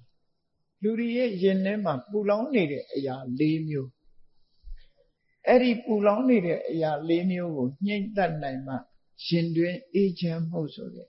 တကယ်ငြိမ်းချမ်းမှုကိုရရှိမှာဖြစ်တယ်ပေါ့အဲ့ဒါတွေကိုမညှိမ့်တတ်နိုင်လို့ရှိရင်ဘယ်နည်းနဲ့မှအေးချမ်းမှုဆိုမရနိုင်ဘူးဆိုတော့မတ္တမထင်ရှားတယ်ပေါ့နော်အေးနိဗ္ဗာန်ဆိုတာလဲထိုင်ပြီးတော့ဆုတောင်းနေလို့ရောက်လာမှာမဟုတ်ဘူးဒါကြောင့်မို့ဟောဒီတခုတည်းသောလမ်းကြောင်းကလျှောက်လိုက်တာနဲ့တပြိုင်နက်ညာယတအဓိကမာယအဲ့ဒီလမ်းကြောင်းကြီးကိုတွေ့လိုက်မယ်တွေ့ပြီးရင်လမ်းကြောင်းအတိုင်းလိုက်နာဆောင်ရွက်ခြင်းအပြင်နိဗ္ဗာန်တသစ္စိကရိယာယနိဗ္ဗာန်ကိုမိမိတို့ကိုယ်တွေ့ခံစားသိရှိကြမှာဖြစ်တယ်လို့ဒီလိုဟောတာပဲနော်လူဟောတာအဲ့တော့လှုပ်ဖို့ပဲအဓိကလှုပ်ဖို့ပဲတိုက်တွန်းတာဖြစ်တယ်ဆုတောင်းနေဖို့တိုက်တွန်းတာတခုမှမရှိဘူးလှုပ်ရမှာပေါ့မိုးကုတ်ဆရာတော်ဘုရားကြီးဟောတဲ့တရားလို့ပြောမယ်ဆိုရင်လှုပ်ရမှာကိုမလှုပ်ဖဲဆုတောင်းနေခြင်းသည်တောက်ဆေးကိုမတောက်ဖဲနဲ့လိန်ဆေးလှုပ်ပြီးလိန်နေတာနဲ့အလားတန်တူတယ်မိုးကုတ်ဆရာတော်ကြီးကပြောသွားတဲ့စကားဟာအလွန်မှတ်သားစရာကောင်းပါတယ်မင်းတို့ကတောက်ဆေးကိုလိန်ဆေးလှုပ်နေတာဘယ်တော့မှယောဂပြောင်းမှာမဟုတ်ဘူးဆိုတဲ့စကားနော်ဒါကလမ်းလွဲနေတဲ့အဓိပ္ပာယ်ကိုဆိုလိုတာလက်တွေ့ကျင့်သုံးရမယ့်ကိစ္စကိုလက်တွေ့ပဲကျင့်သုံးဖို့လိုအပ်တယ်အမှန်ကန်ဒီလမ်းကလျှောက်ရမယ်လို့ဒီလိုဆိုလိုတာအေးမြတ်ဗုဒ္ဓရဲ့အဆုံးအမကိုသေသေးချာချာသိရှိနားလည်ကြပြီးတဲ့အခါမှာမြတ်စွာဘုရားရဲ့အဆုံးအမဟာအတွေးခေါ်တတ်မြတာမဟုတ်ဘူးနားထောင်ကောင်းယုံပြောတဲ့စကားမျိုးတွေလည်းမဟုတ်ဘူးလူတိုင်းဟာလက်တွေ့ကြကြဖော်ဆောင်ရမယ့်ကိစ္စမျိုးတွေသာဖြစ်တယ်ဆိုတာသတိထားပြီးဒါကြောင့်မို့မြတ်စွာဘုရားရဲ့စကားတော်တွေကို philosophy လို့ပြန်ကြတာလဲမှန်ကန်မှုမရှိဘူးphilosophyဆိုတာအတွေးခေါ်တတ်အကောင့်ထဲပေါ်လို့ရတဲ့အရာမဟုတ်ဘူးအတွေးမြင်တာဖြစ်တယ်မြတ်စွာဘုရားဟာအတွေးမြင်မဟုတ်ဘူး တိကျသေးချာတဲ့လမ်းကြောင်းကိုဖော်ထုတ်ပေးခြင်းသာဖြစ်တယ်တိကျသေးချာတဲ့လမ်းအတိုင်းကရှောက်ဖို့ပဲလိုအပ်တယ်လို့ဆိုတယ်လက်တွေ့ကြ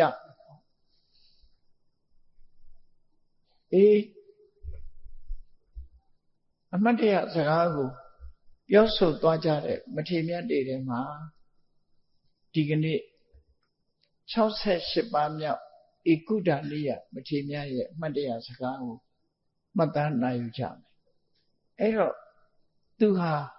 လောကမှာတတ္တလောကကြီးထဲမှာတာမန်လူတယောက်အနေနဲ့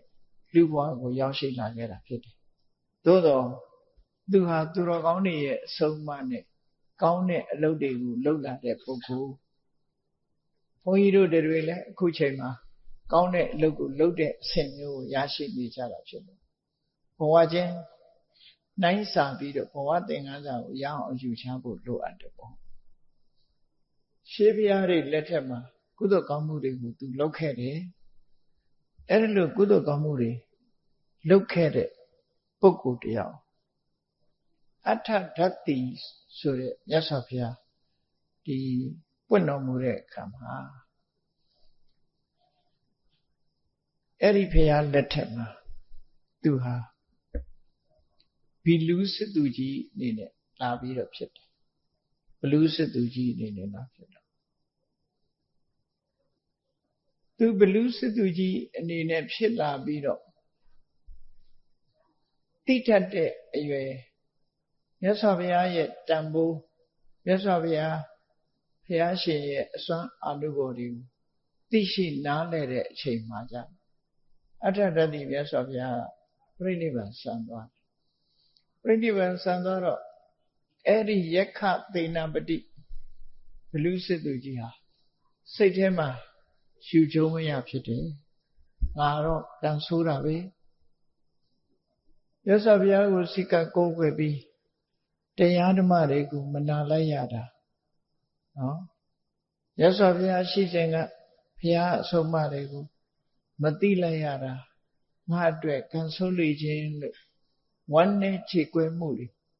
စဉ်းစားမိတဲ့အခါမှာဖြစ်လာအဲ့ဒါလိုဖြစ်လာတဲ့အချိန်မှာ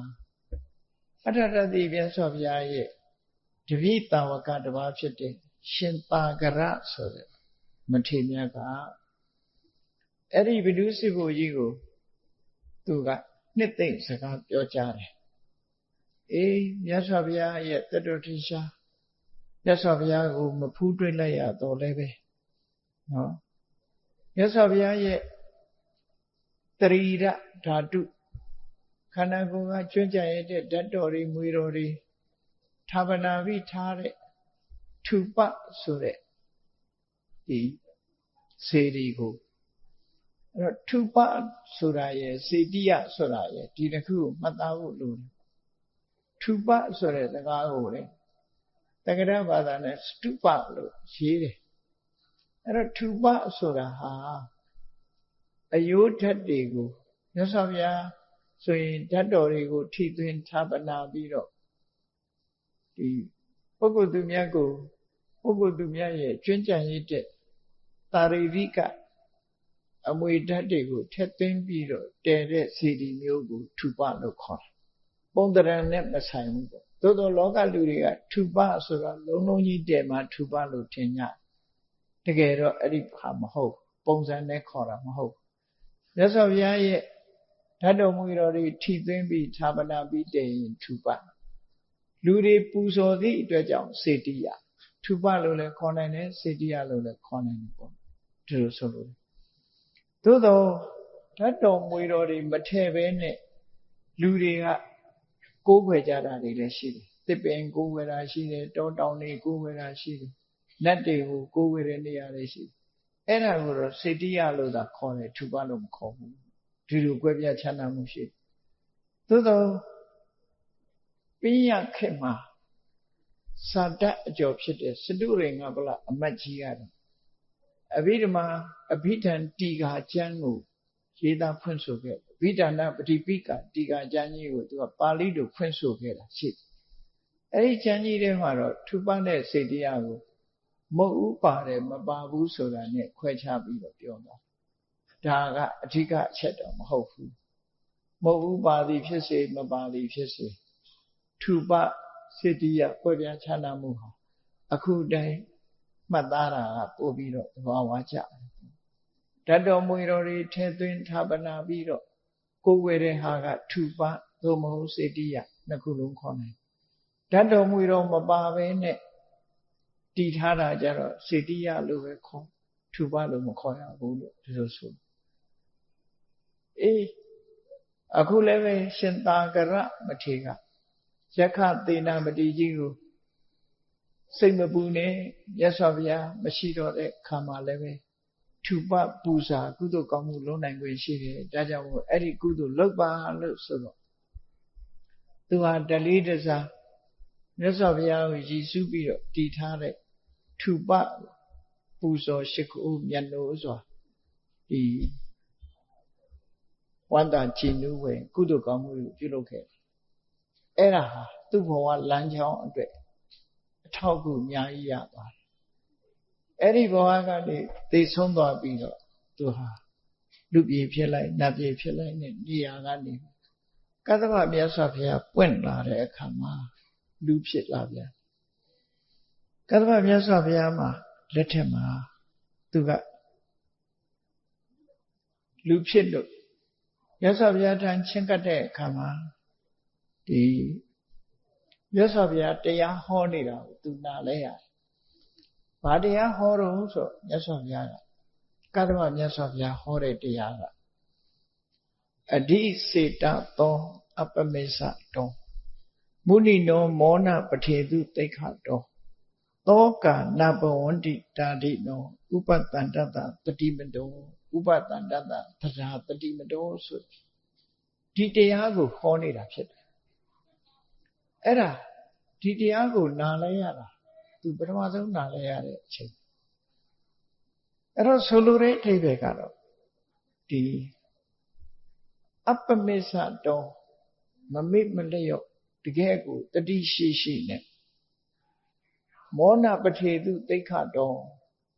အတိညာရာခြင်းရဲ့အကြောင်းဖြစ်တဲ့သိက္ခ3ရပ်အချင်းမြတ်သောဘုံမဂ္ဂင်8ပါးအကျင့်တရားတွေပေါ်မှာကျိုးကျိုးဆန်းဆန်းကျင့်တတ်တဲ့အဓိစေတသောမုနိနောအလုံးကိုမုံမြတ်တဲ့ကိလေသာတွေကိုဖယ်ရှားပြစ်နိုင်တဲ့ရတ္တမေရတ္တဖို့ဆိုတဲ့စိတ်ဓာတ်ကိုပိုင်ဆိုင်ရရှိထားတဲ့ပုဂ္ဂိုလ်မှာတာဓိနောအဲ့ဒီလိုအရေးချင်းရှိတဲ့ပုဂ္ဂိုလ်သူမြတ်မှာသောကနာဘဝန္တိစိုးရိမ်စိတ်တွေဘယ်တော့မှမရှိဘူးဆိုအဲ့တော့ဘုန်းကြီးတို့ရဲ့စိတ်ကအဓိစေတသောအဓိစေတမဟုတ်ဘူးစိတ်ဓာတ်ကအလုံးနှိမ့်ချနေတဲ့စိတ်ဓာတ်ဖြစ်တယ်ဒါကြောင့်နှိမ့်ချနေတဲ့စိတ်ဓာတ်ဖြစ်လို့တောကတွေနဲ့နေကြကျင့်ကြံကြိုးကိုအထောက်လိုက်လို့အမျက်ဆုံးစိတ်ဆိုတဲ့ရတ္တမေရတ္တဖို့စိတ်ကိုရလိုက်ပြီးအသိဉာဏ်နဲ့အပြည့်အဝရှိပြီဆိုလို့ရှိရင်ဘုန်းကြီးတို့ယင်ထဲကတောကကိုဖယ်ရှားပြစ်နိုင်မှာဖြစ်တယ်အဲ့တော့ဘုရားဘာသာဝင်တို့ရဲ့ပန်းတိုင်ဟာနိဗ္ဗာန်လို့ပြောကြတော့လည်းဒီဘဝမှာယင်ထဲကတောကကိုဖယ်ရှားနိုင်ဖို့ဟာအရေးကြီးဆုံးဖြစ်တယ်ယင်ထဲကတောကကိုဖယ်ရှားမှဘဝငြိမ်းချမ်းမှာဖြစ်တယ်အဲ့တော့ဒီလိုတရားဓမ္မကိုကျင့်ကြံကြိုးကိုအထောက်လိုက်တဲ့ပုဂ္ဂိုလ်ဘယ်လောကရန်နဲ့ပဲတွေ့တုံလုံးရင်းရင်ခြင်းမရှိတဲ့ပုဂ္ဂိုလ်ဟာသိဉာဏ်ရှိတဲ့ပုဂ္ဂိုလ်ဟာတောကနာဘဝန္တိသူ့ရဲ့တဏ္ဍာမှာတောကဆိုမရှိဘူးတဲ့တောကမရှိသည့်အတွက်ကြောင့်ဥပတန္တတသဒ္ဓတတိမတောဘဝမှာရှင်သန်နေတဲ့အချိန်မှာအစင်ထာဝရတတိရှိရှိနဲ့စိတ်နှလုံးအေးချမ်းမှုကိုရရှိနေမှသာဖြစ်တယ်အဲ့တော့မြတ်စွာဘုရားရဲ့ကျင့်စဉ်ထွတ်ထိပ်ရောက်သွားပြီဆိုရင်အဲ့ဒီအထိပ္ပယ်မျိုးရလွယ်လွယ်ပြောရင်တော့ယဟန္တာဖြစ်သွားတယ်ယဟန္တာဖြစ်သွားတဲ့ပုဂ္ဂိုလ်တယောက်ရဲ့ယင်ထဲမှာတောကမရှိဘူးတောကမရှိတဲ့အပြင်တတိလည်းအမြဲတမ်းရှိတယ်စိတ်နှလုံးလည်းထာဝရအေးချမ်းတယ်ဆိုအကျိုးကျေးဇူးကိုရရှိတာဖြစ်တယ်အဲ့ဒီအကျိုးကျေးဇူးကိုလိုလားတဲ့ပုဂ္ဂိုလ်ဟာအခုပြောတဲ့ကျင့်စဉ်တွေကိုကျင့်ကြံကြိုးကိုအထောက်ဒီလိုဆိုလို့အဲ့တော့ကတ္တဗမြတ်စွာဘုရားကဒီတရားကိုယဟန်တော်တွေကိုဟောပြောနေတာဒီ ဧကုဒာနိယမထေရရဲ့အလောင်းမှာကတ္တဗဘုရားလက်ထက်မှာသူကျွေဖြစ်လို့အမှတ်မထင်ဒီတရားတော်ကိုသူနားလဲရတဲ့အခါတရားတရားတွေဖြစ်သွားတယ်ရင်ထဲမှာတောကမရှိဘူးဆိုရင်သိကောင်းတာပဲစိတ်နှလုံးကအေးချမ်းမယ်ဆိုတော့သူရှိတဲ့ပစ္စည်းတွေအကုန်ဆုံးလွတ်ပြီးတော့ရဟန်းဘဝဝင်လိုက်တယ်ဘာလို့လို့ဆိုရရှိထားတဲ့ပစ္စည်းကတောကကိုပဲမွေးတာတောကကိုပဲဖြစ်စေသို့တော်လောကလူတွေကထင်နေကြတာပတ်စံချမ်းသာရင်တောကမရှိဘူးလို့ထင်တယ်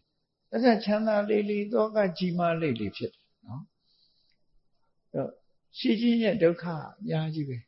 မရှိတဲ့လူကကိစ္စမရှိဘူးနော်အဲ့ဒါကြောင့်မို့သူဟာစိတ်နှလုံးအေးချမ်းမှုကိုရကျင်တန်ဖိုးထားသည့်အတွက်သာသနာပေါ်ဝင်ပြီးတော့သူရဟန်းခံလိုက်တယ်ရဟန်းခံပြီးတဲ့အတိုင်းပဲဒီတရားကိုအမြဲတမ်းနှလုံးသွင်းနေအပ္ပမေသတော်တကယ်ကိုမမေ့မလျော့တတိရှိနဲ့မမေ့မလျော့တဲ့အပ္ပမဒတရားတတိရှိနဲ့မောနပထေတုအတိညာဉ်ကိုအတိညာဉ်ရဲ့ရကြောင်းအတိညာဉ်ရဲ့အကြောင်းတရားဖြစ်တဲ့သိက္ခာ3ရပ်အကျင့်မြတ်သို့မဟုတ်မဂ္ဂင်8ပါးအကျင့်တရားအကျင့်ချက်လိုက်မယ်ဆိုရင်38ပါးသောဘောဓိပက္ခိယတရားတို့သိက္ခာတော်ကျင့်ကြံကြိုးကိုအားထုတ်မယ်ဆိုရင်ဒါဝိပဿနာကျင့်စဉ်ကိုမပိတ်မလျော့လုံးလိုက်ဝိရိယနဲ့ကြိုးစားအားထုတ်လိုက်မယ်ဆိုရင်အဓိစေတသောမုနိနောတဲ့မွန်မြတ်တဲ့စိတ်တစ်ခုအရတ္တဖို့ဆိုတဲ့အရတ္တမဲ့ဆိုတဲ့စိတ်ကိုပိုင်ဆိုင်မှာဖြစ်တယ်ပေါ့အဲ့ဒီလိုပိုင်ဆိုင်လိုက်ရပြီးအသိဉာဏ်ပြေဝသွားတဲ့မုနိဆိုတဲ့ပုဂ္ဂိုလ်မှာ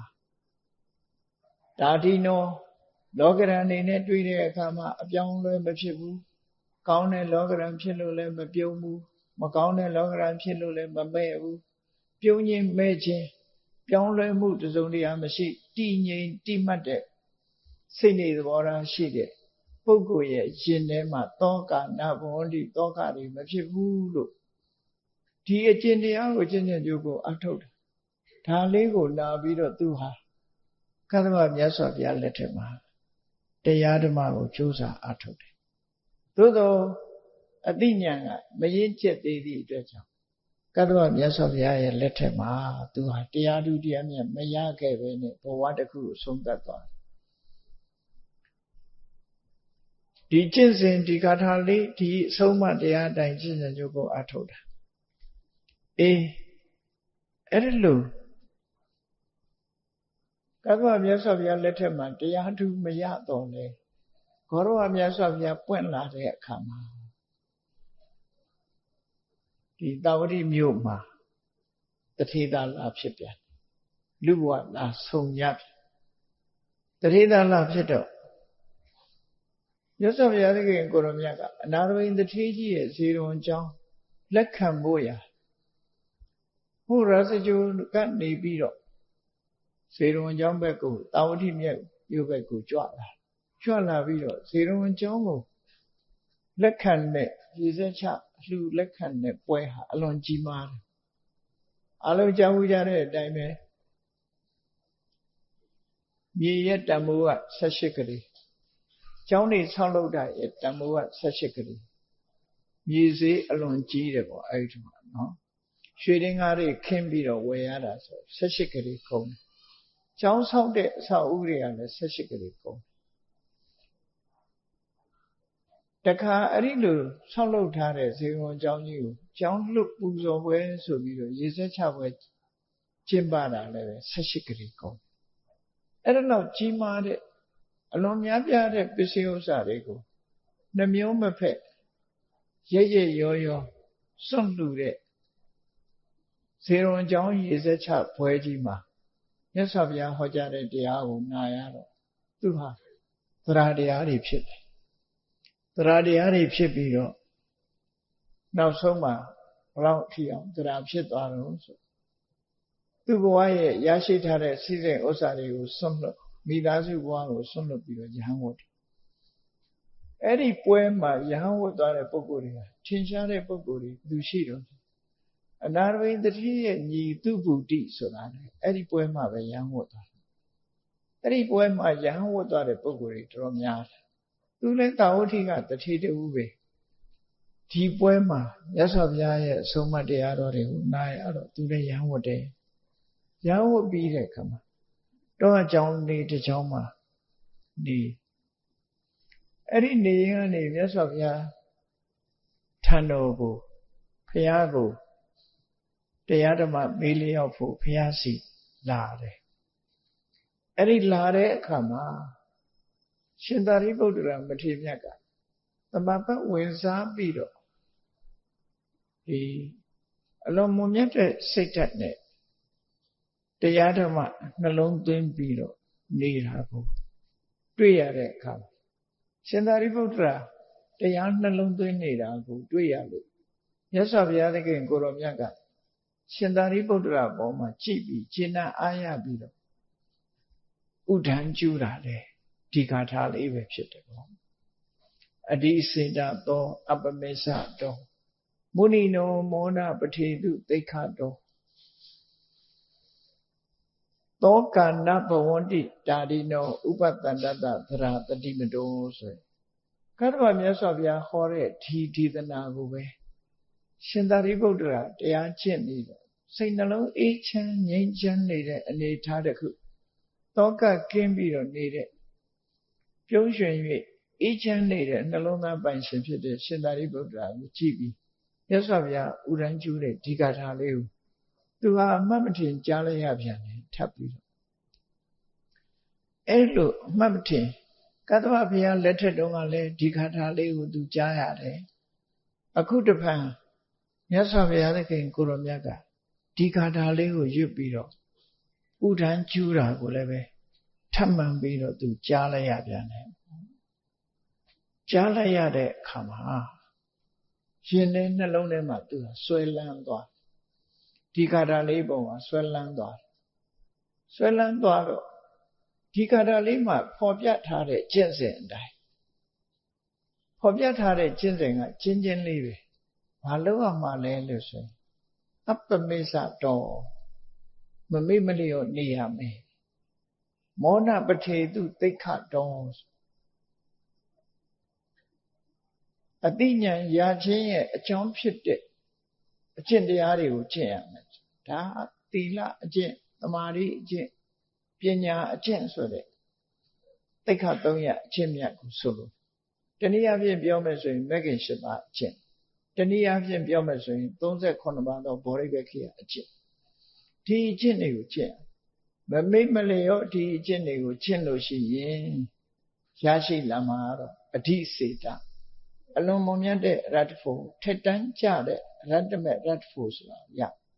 ဒီရတ္တမေရတ္တဖို့ဆိုတာအလွန်အစွန်းထက်တယ်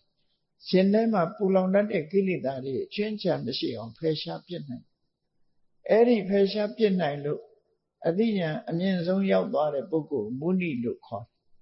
အဲ့ဒီမုနိဆိုတဲ့အဆင့်ရောက်သွားတဲ့ပုဂ္ဂိုလ်တွေဟာတာဒီဘယ်တော့မှလောကရန်ကြောင့်ရိမ့်ရိုင်သွားတာမရှိဘူးတည်ငြိမ်တိမှတ်တဲ့အနေအထားမျိုးလောကရန်မုန်တိုင်းများနဲ့ဒီကြန့်ခိုင်တဲ့စိတ်ဓာတ်ကိုရရှိသွားတဲ့ပုဂ္ဂိုလ်တွေမှာတောကနာဘဝန္တိဆိုရင်စိတ်တွေလုံးဝကိုမဖြစ်တော့ဘူးမဖြစ်ရုံနဲ့မကဘူးဥပတန္တတသရတတိမတောတတိရှိနဲ့စိတ်ထဲနှလုံးထဲမှာအမြဲတမ်းအေးချမ်းနေမှာဖြစ်တယ်ဆိုတဲ့ဒီအကျိုးဆက်တွေကိုရရှိနိုင်တယ်ဆိုတာကိုရှင်တဲ့နှလုံးထဲမှာဆွဲမှတ်ထားပြီးတော့ဒီတရားအတိုင်းလိုက်တာကျင့်ကြံကြိုးကိုအထောက်လိုက်ဒါအကျဉ်းဆုံးဝိပဿနာကျင့်စဉ်တစ်ခုကိုဖော်ပြတာဖြစ်တယ်အဲ့ဒီအကျဉ်းဆုံးဝိပဿနာကျင့်စဉ်အတိုင်းကျင့်ကြံကြိုးကိုအထောက်လိုက်တော့သူဟာဒီဉာဏဖြစ်သွားတယ်ပေါ့နော်ဉာဏဖြစ်သွားတဲ့အခါမှာရှင်အာနန္ဒာကသူ့ကိုတရားဟောဖို့တိုက်တွန်းတဲ့အခါဒီဂါထာလေးပဲဒီဂါထာလေးကိုအမြဲတမ်းရွတ်ဆိုဟောကြားလေးရှိလို့သူ့ကိုဧကုဒါနိယမထေလို့ခေါ်တယ်ဒီဥရံစကားလေးကိုသူ့ရင်ထဲနှလုံးထဲမှာဆွဲလန်းတယ်ဆွဲမြဲမြဲနဲ့တလေးတစားရွတ်ဆိုသူတရားဟောရင်လည်းတခြားတရားကိုမဟောဘူးဒါကိုပဲဟောတာဖြစ်တယ်အဲ့ဒီမထေရအဓိစေတသောအပမေသတောမုနိနောမောနပထေတုသိက္ခတော သောကန္နာဝန္တိတာတိနောဥပတန္တတသရတတိမတောဆိုတဲ့ဒီကျင့်စဉ်လေးရရှိလာတဲ့အကျိုးကျေးဇူးတွေအလွန်နှစ်ချိုက်စွာဒီတရားလေးတစ်ပုဒ်နဲ့ပဲသူဟာဘဝကိုအမြင့်ဆုံးအဆင့်ကိုရရှိခဲ့တာဖြစ်တယ်။တောထဲမှာနေရင်လည်းပဲဒီကာထာလေးပဲအမြဲတမ်းရှင်ကျူးပြီး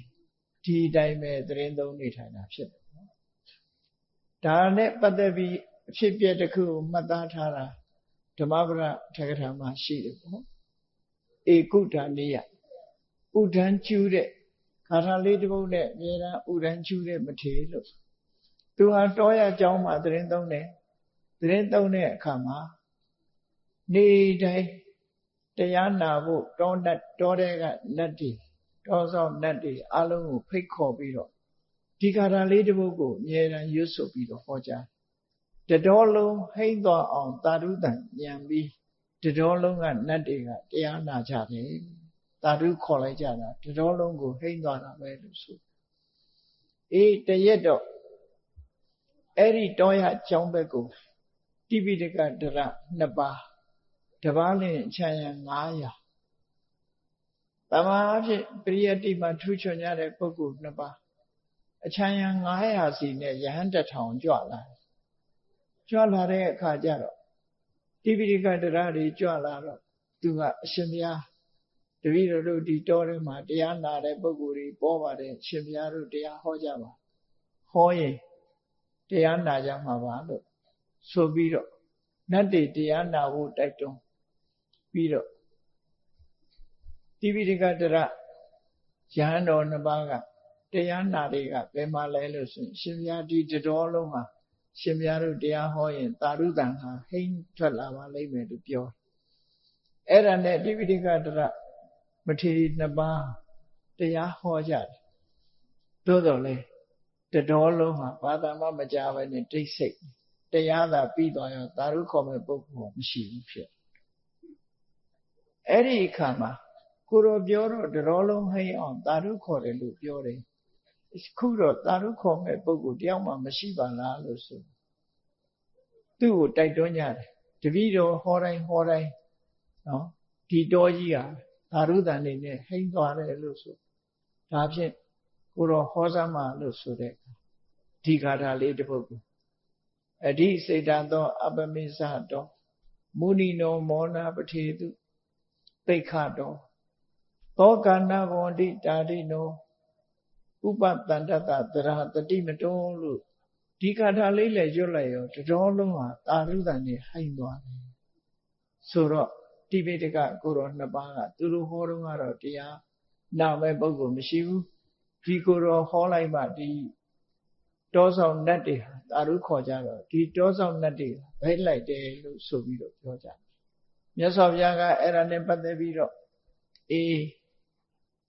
တရားဓမ္မကိုနှုတ်တဲ့ဆောင်ယုံဆောင်တာကိုငါဓမ္မဒရလို့မခေါ်ဘူးတဲ့တရားတစ်ပုဒ်ပဲဖြစ်စေလက်တွေ့ကျင့်သုံးအောင်မြင်သွားတဲ့ပုဂ္ဂိုလ်ကိုသာလျှင်ဓမ္မဒရခေါ်တယ်လို့